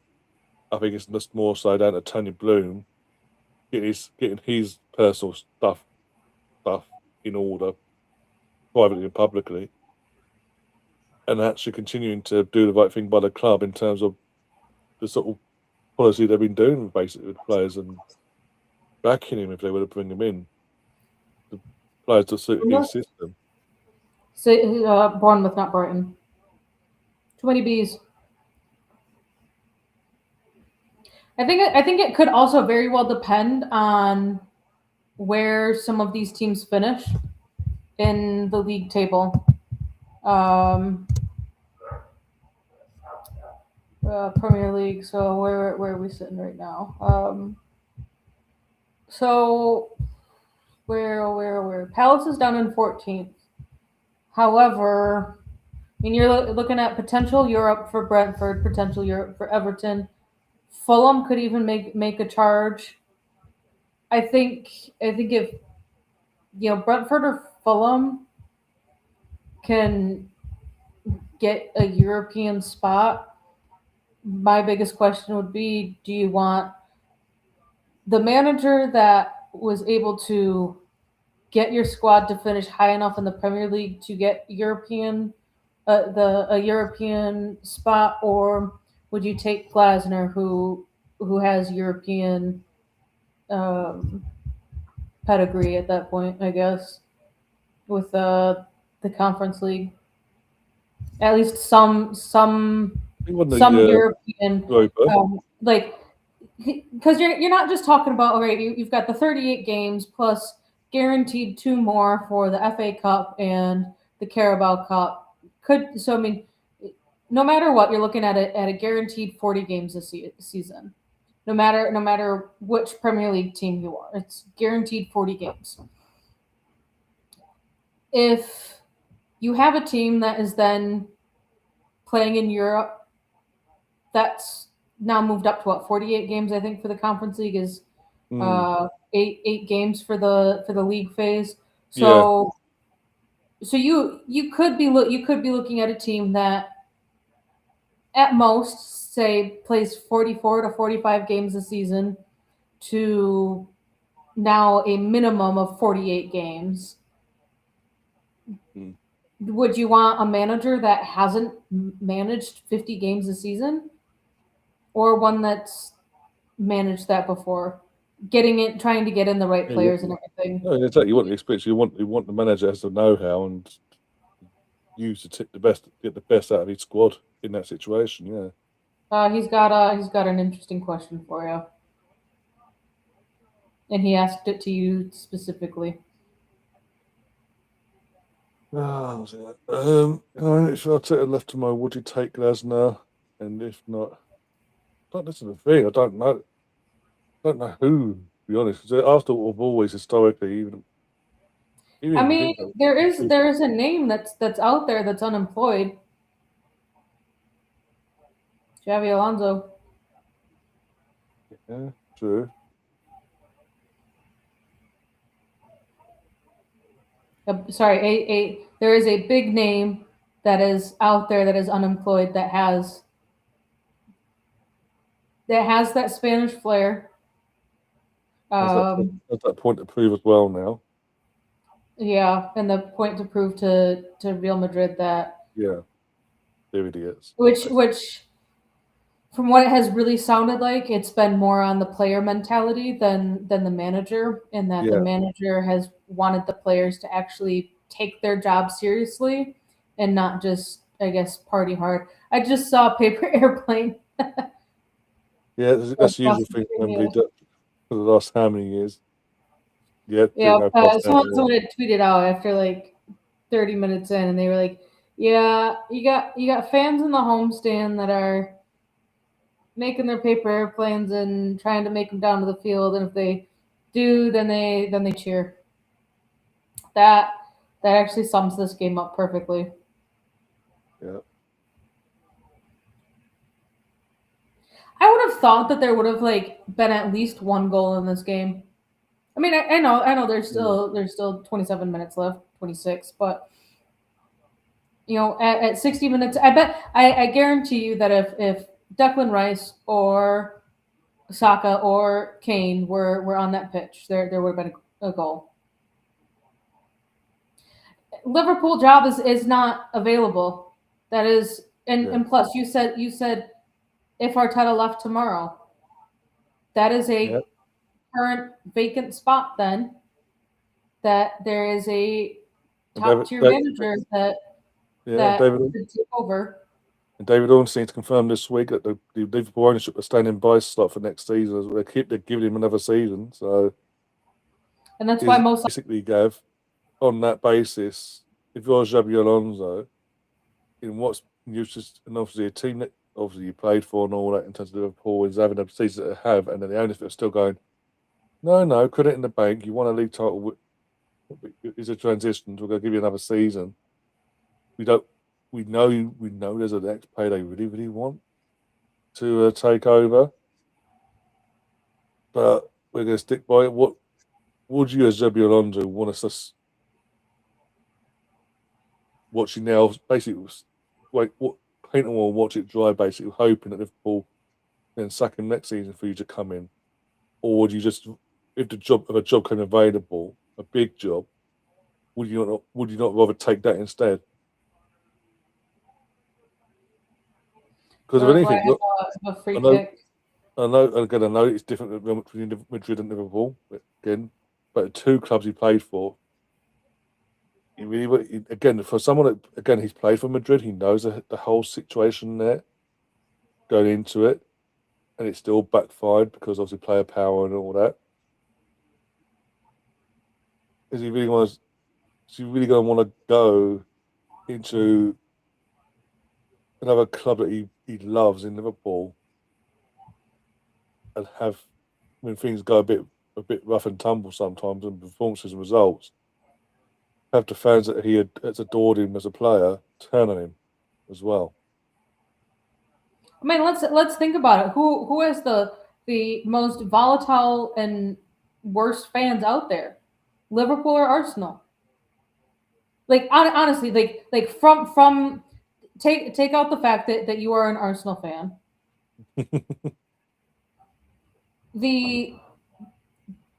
Which fan base do you see either complaining the most about anything and everything, or being completely disrespectful? Oh, Liverpool all day long. I mean, even this week with the Mo Salah news, there's one good thing that comes out of it. Everyone will be watching Mo Salah's farewell over Arsenal lifting the title, I think, or every time they've not been had a chance to this season, they've fallen further beyond the title race and obviously out of it. Go on, City, you can do it. Or literally when Slot arrived, I'm Slot out. Oh, amazing, he's amazing. Give him a lifetime contract this season. Oh, he's a disgrace. He's football. No one likes him. And the way they turned on one of their own, and it's still to this day. You mentioned Trent in Liverpool fans. It's no legend of mine. He's literally one of your own in terms of came from the academy, won every trophy physically possible with the club. League Cup, FA Cup, League, twice, by the way. One more in Steven Gerrard, two more in Gerrard, sorry. Champions League title, World Club Cup under its old setup. Super Cup side, the Super Cup as well, UEFA Super Cup. Literally, and just because you got bored and wanted a new experience, you're like, oh, this is going to vet off you fans up and down the country. Benny White's coming on. Oh, Benny Blanco's coming on. Benny Blanco. We've got four subs coming on for England. Galactic Army has asked what Uruguay's last results are. This goes to show that England should be doing better. Their last game, November 18th, was against USA. USA absolutely battered them 5-1. Oh, behave. They drew against Mexico 0-0. That was November 15th. October 13th, they beat Uzbekistan 2-1. They beat Dominican Republic on October 10th 1-0. And they drew to Chile in the World Cup qualifications for CONMEBOL 0-0. Just before that, they beat Peru 3-0, and then they won 3. The CONMEBOL has so many World Cup qualifiers. Oh my God, they've been qualifying since September of 24. Okay, Because I think it's kind of like a league table type situation. Yeah, 5-1 against. I mean, maybe it's just that I'm biased that the women are better than the men and have the stars to back it up. But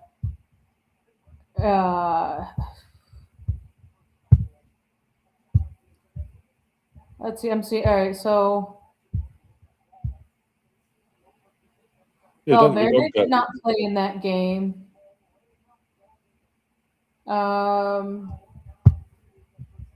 Araujo did. Ugarte did. Who's the goalkeeper today? Oh, for them, I can't. I know. I'm asking you questions that you don't know the answers to.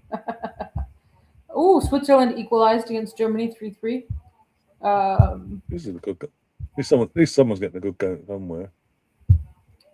And Uruguay has a different keeper in from their last game as well. I think he's the goalkeeper. I can't be wrong. I think he's the goalkeeper. Oh, how do you miss? Goalkeeper for Galatasaray, and he shoots it wide. He was completely unmarked. All right, insights. According to Football, England have not lost in the last 6 matches. England have won their last 6 matches. Yeah.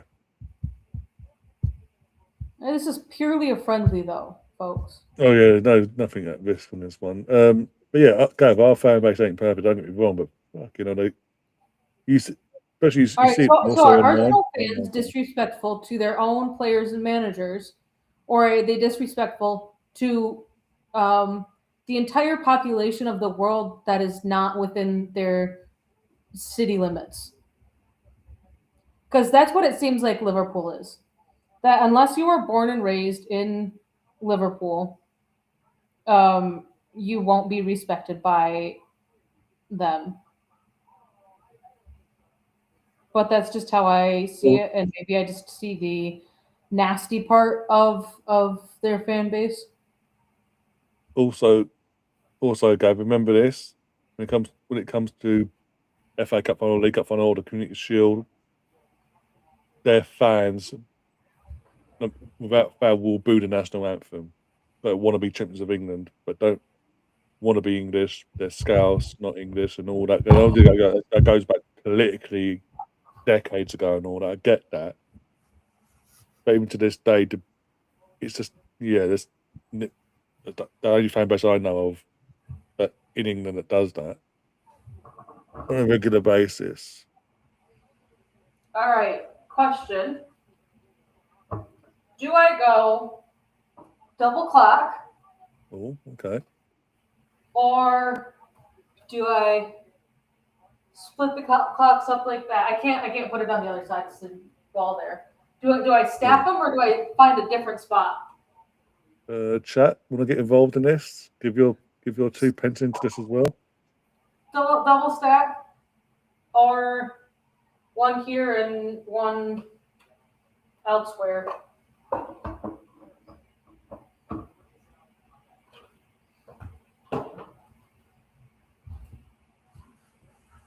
Oh, here we go. More updates from Tiger Woods. Tiger Woods has been arrested and charged with driving under the influence. What a surprise! Oh, shock! Wait. What? What was he on? Or was it just alcohol? This is driving under the influence from my end. Have a look. Have up.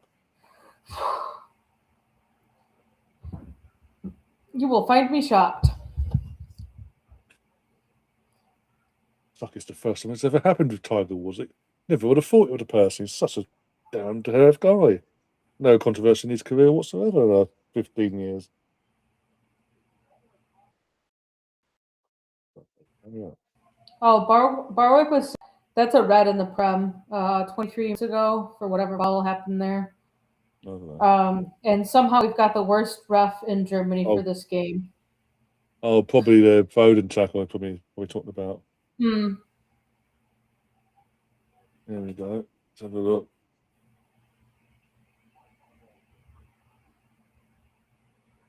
Someone said Okay, Donny with there what we looked go. like a bad knee injury early in the England game is a joke. I thought it was a head injury, not a knee He injury. was holding his head, and he walked. He was walking around. He was walking. Yeah, someone was like, "Knee, brother, what game are you watching?" He got smashed in the jaw, and it looks like the physios forced him to come off. Yeah. Yeah. So here you go. It was trying for his knee. Tiger was charged with driving under the influence, property damage, and refusal. Sorry, to submit a lawful test after being involved in a rollover crash after 5 years on after the last time he had a fatal car crash under the influence. Beaten beatenthebookie.com tweeted out beaten the bookie is their Twitter handle. That it's not for alcohol. Hopefully he's got a prescription for it, but he is being booked. Well, the fact that he's going by what I just said there, he refused to do a test, says that probably isn't legit.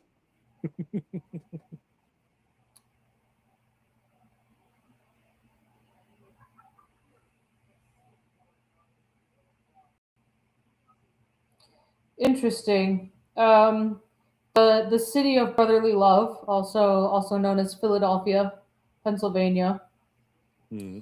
The governor just signed a bipartisan bill giving bars the option to stay open until 4 a.m. as we celebrate the FIFA and America 250 right here in Philadelphia. So not only are we getting America's 250th birthday happening this summer, we are also getting the World Cup, in which Philadelphia is one of the host cities. But this way, for any of the fans that want to party hard past 2 a.m., they can do that for an extra 2 hours. But that will only be in the one city.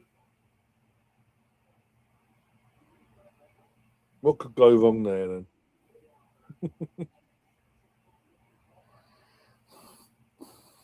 Someone just tweeted out boring 0-0 and in brackets. Luckily, I'm not watching. Lucky you. Yeah.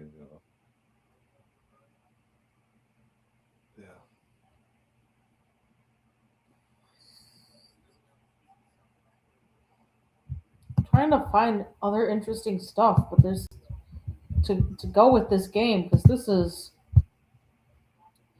Germany up 4-3. Jeez. There you go. Florian Wirtz with a break. Oh, he's actually had a pretty good game. I would be saying that for anyone that has a brace of goals plus a brace of assists. I'd say that he's doing a pretty good job today. Spain are up 3-0.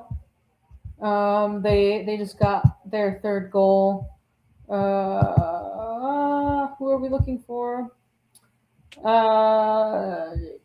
Still no Mosquera and still no Zubamendi. Not upset about that though. Not upset about Zubamendi getting a fucking break.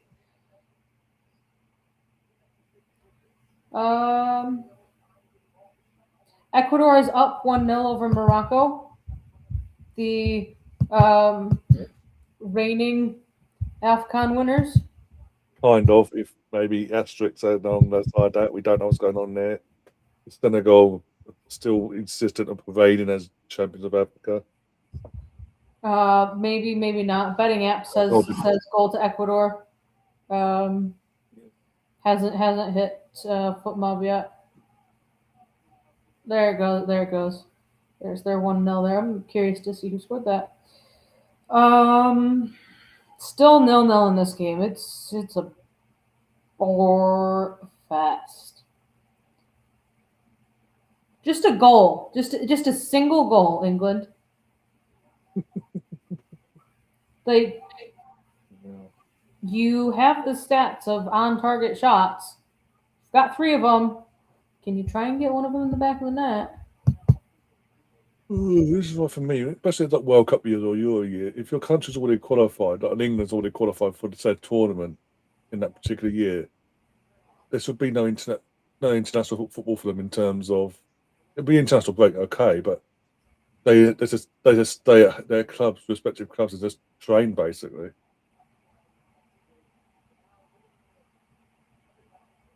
Because this is ridiculous. England are on the attack. They have a corner. Oh, he's up there, Gav. Trust me, he's up there.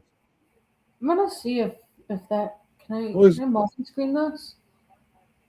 Whenever, No, whenever I cover an England game, Gav, be it for qualifiers, for Euros or World Cups, or these fucking friendlies or Nations League, the games are always crap. Let's say.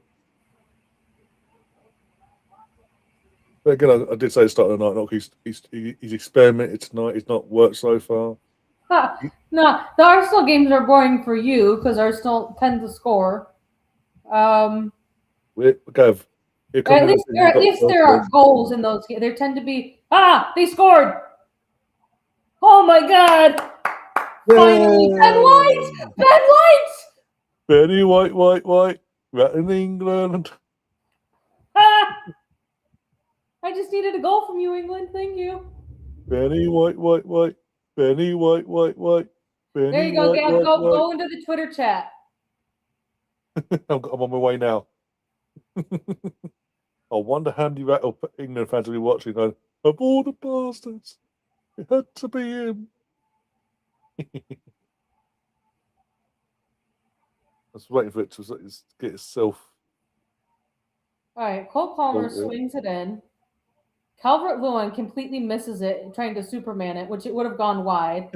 It then would have hit the post. Going in. But then Benny Blanco was there and just says, "I'll put foot here to deflect in." I mean, it was going in anyway, but he's like, no. I think it would have hit the post. I think it would have gone right back out. Either way, he's gone no. Oh, Pete is saying VAR check for what? For what?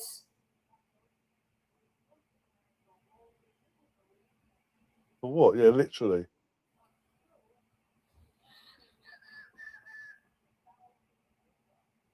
A foul in the build-up.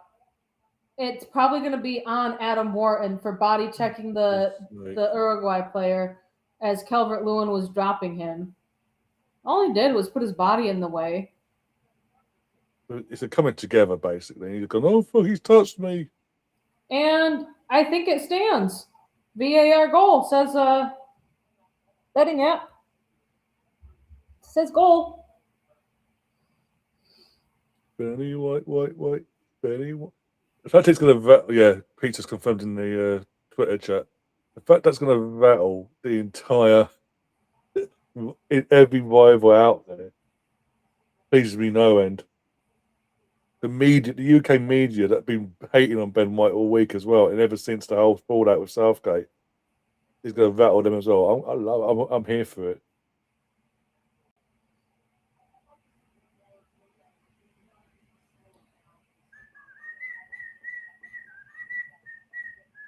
By the way, did that come from a set piece? By the way, it did. Yeah, Cole Palmer set piece.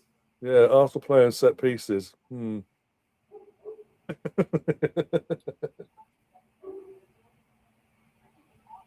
I could make some serious bank if Morocco versus Ecuador gets 2 more goals. How long left in that game? Still have the entirety of the second half. Oh, okay, cool. Sorry, I need current results to stay as is, plus 2 more goals from them.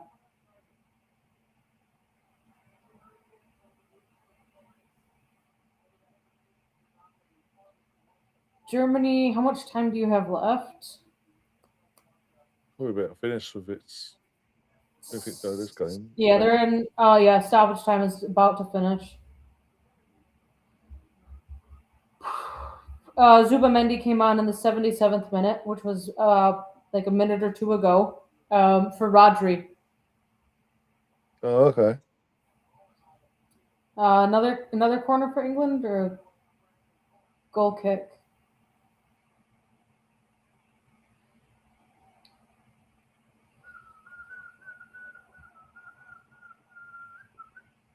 I think that's full time for Germany.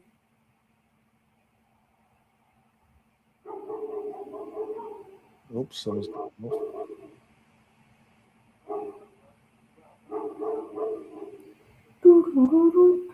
Another corner for England. We're gonna get another Cole Palmer assist to Ben White. Imagine, oh my god.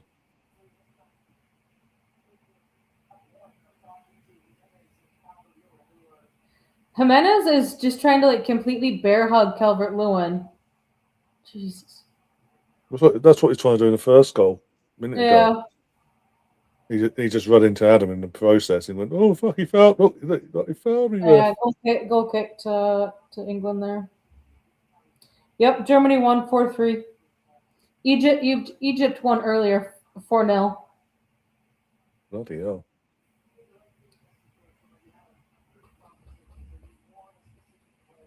Yeah, couldn't turn that sort of form on in the AFCON though.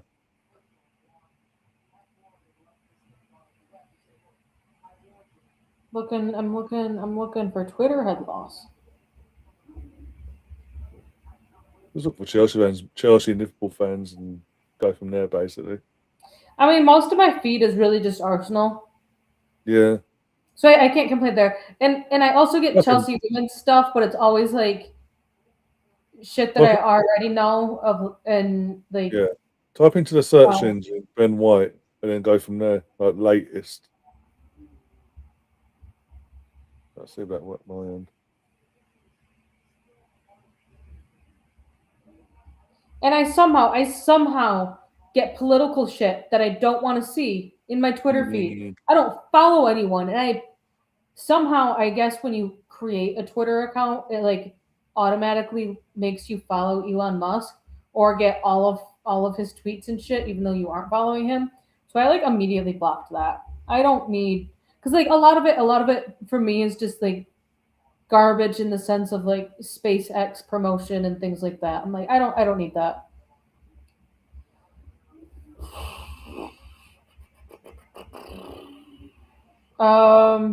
Someone says that Noni Midweke injury is concussion and precaution. Not a fucking knee injury. Jesus Christ, how many subs are we going for? It's friendly, they do this a lot. It does me editing. Another reason I can't stand it.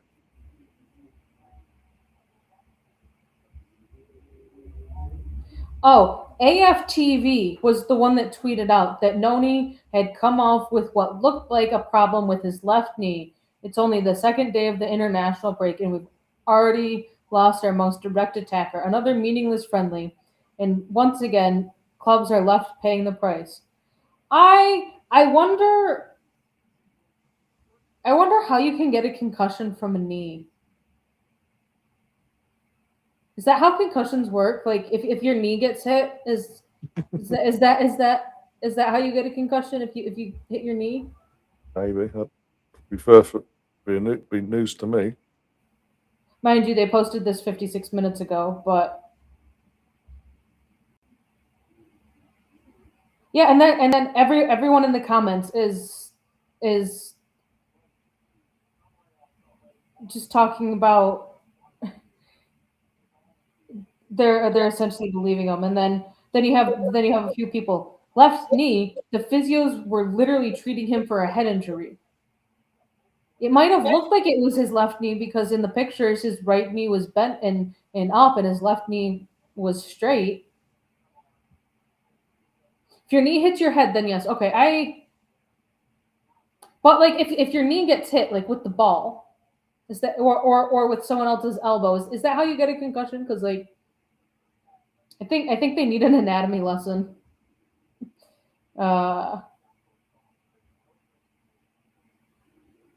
Let's see. Ben White. I'm seeing nothing so far on my end. I'm going to go to latest. Arsenal to the world. Ben White lives for these moments. It's all about the Benjamins. I'm so happy for him. Had to be Ben White. Was class under Bisla? Ilsa? I don't know. Some things just write themselves. Ben White, the script. You were wrong again. Ben White being booed by England fans who then celebrate the goal he scored and then booed him again when the stadium announcer said it was his goal is the most ironic thing ever. Because someone said, tracing this back to its origins of the tweet, Ben White being booed by England fans might Ben White being booed by England fans might be the most ironic thing ever. To then quote their tweet saying, I was wrong. Ben White being booed by England fans and then those same fans celebrating his goal is the most ironic thing ever. Then this person comes back and says, no, it is him being booed, celebrated, and then booed again when the announcer says his name. Fucking hell. Oh my god. Absolute morons, this lot. Fucking knuckle-drugging idiots. Oh, the media said he didn't want to play for England, so we believed the media because they would never lie to us. Mr. Southgate would never lie to us, would he now?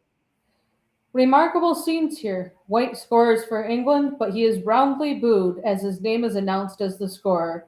Goal survives a VAR check. Happy to see Ben White being booed, but unfortunately, it's England fans doing it. Okay. That made sense, but anyway. Oh, BX, yeah, you.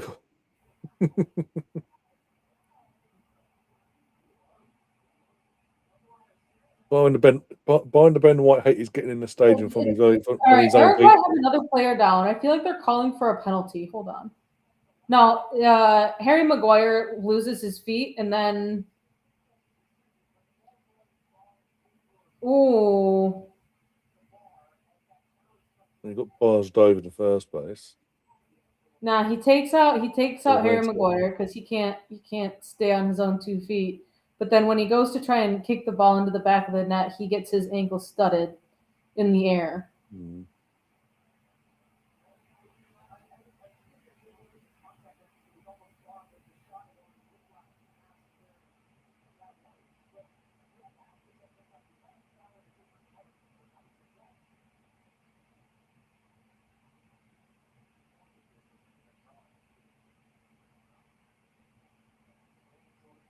Oh, I didn't. Oh, yeah. No.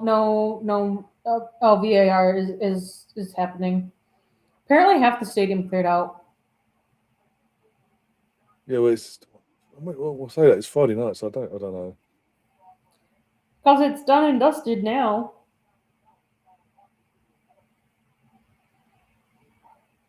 Friday night in London, so I don't know. 5 minutes injury time, by the way. They have a penalty. Oh, Uruguay have a penalty.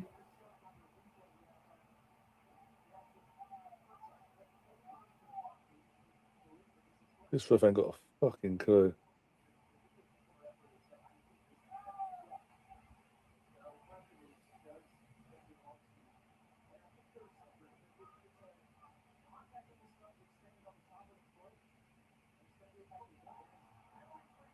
Yeah, penalty.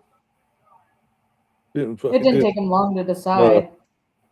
I mean, to be fair, it is one. You would expect it to be called either way by VAR. Come on, James. Show your worth. It's got to be Nunes probably taking it as well. It's just come on. I mean, it's been given BX, so it is. I do think it was a penalty though. The ball was not touched by the England player, and the studs went into the ankle.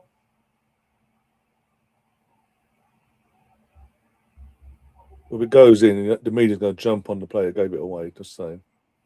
Betting app just said no penalty. I think he missed. A yellow card for England. Oh no, it was scored 1-1. It's like, wait, what? It's 1-1. What a way to round this game up. I mean, we're what into 4 minutes of stoppage. That was a bullet. He went the right way. That was an absolute bullet of a penalty.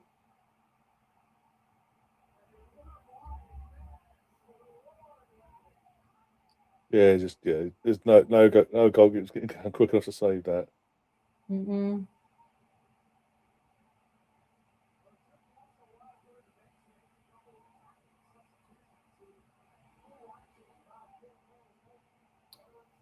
I mean, Yeah. there's still going to be what 4 or 5 minutes for this, so Depending on the ref, but yeah, the media are going to jump on it now. 0-0, Ben White. I don't think it was Ben White that It was committed that foul though. He's number 12. Oh, he is. Yeah. So they're going to jump on his back like you won't believe. Oh, this is why they play. You know, he scored. It's a da. Ben White was going for the ball. He just was like a second and a half too late. He did get a yellow card, Ben White.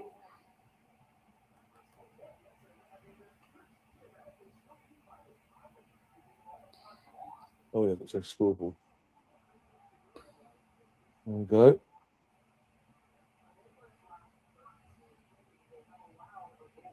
Oh no, but it's literal common sense going out the window nowadays. BX with officiating in football in general.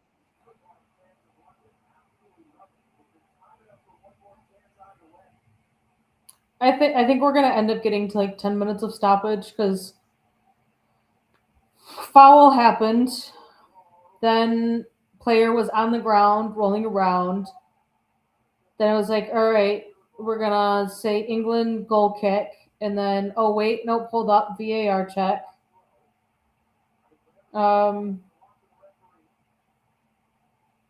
Yeah.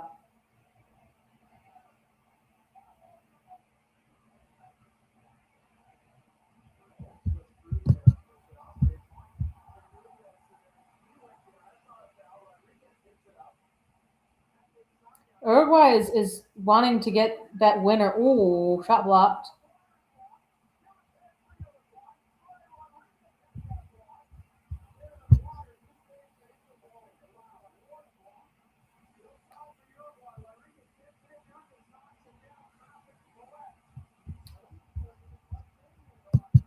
This game has just woken up, folks. I just realised Bowen's still on the pitch. That who's still on the pitch? Jared Bowen. I know he came off from Nonny, but I've not seen it, noticed him at all in this game at all.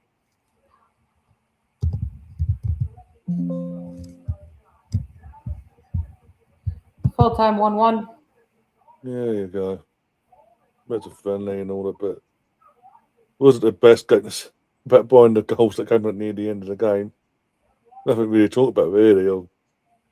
Deep diving. I think we talked about everything but the game, except for those like 2 minutes. That there was excitement going on. Oh dear. I know. If England won this game, then I could have been on for turning 26 cents into 102, as well as $1 into 162, and another $32 as well. Just needed England to win. No, Tuchel ain't at me. He's walking down the tunnel, basically, human. That penalty was their only shot on target. Feels and sounds about right. England had 5 shots on target, so could have and should have converted their chances, but yeah, I think again, talk about the experiment and all that. Fair enough. It's friendly. Nothing really, anything about there. But certain players just didn't want to. Considering it as a chance for players to sort of step up and show that they're worthy of a spot in the going to the World Cup in a couple of months' time, didn't show it. I think they've massive opportunity for them waiting. I think against Japan, I think we'll see a more stronger looking England team compared to tonight in terms of what would be more along the lines of what Tommy Tuchel believes is his strongest 11, basically. I have a feeling that against Japan, it will be a much stronger England team. Yeah. So it's an opportunity. It's an opportunity lost for the players that really sort of grasped it. Sorry. And again, nowadays it's a pen, but really it shouldn't be a pen. But it was given. I feel bad for him because obviously he had his moment there 10 minutes prior with the goal. It's just I'm more upset because I know how the media's going to jump on it now and bash him over the head with it, even though he's nothing he could have done bar try and get the ball. It just happened that he touched the player as the player's coming back, kicked the ball away himself. It is All what right, it is. so yeah, so I've just seen this. This is the tackle on Foden. Not a red So card, no. that was not even like recommended for a VAR check No. of any sort. Or I don't think he was carded either. I think had that Ben White studs to ankle happened outside of the box, it would have just said it would have just been play on. Yeah. Much like that Foden tackle there, or that tackle on Foden. I think it was very much only reviewed because it was in the box. I mean, kudos to Trafford for diving the correct way, but yeah, the speed that was on that, there was no saving that. this is the thing. I could go back to VAR. It's another thing I can't stand. I don't know why I don't like friendlies. That it does seem that because it's a friendly, that the officiating is more lenient on the pitch and off the pitch, and it's as we've seen tonight. It's I know not as a precaution, and Foden's had to go off as well. But on another day, that's a leg breaker or ankle breaker in terms of what happened to Foden there. Then what? Oh, I've got to send him off because he's done this. No, come on. Because in the World Cup, that challenge will happen at the World Cup, and it will be a competitive game. That will be either red card straight away or VAR check to go to a red card, basically. Yeah.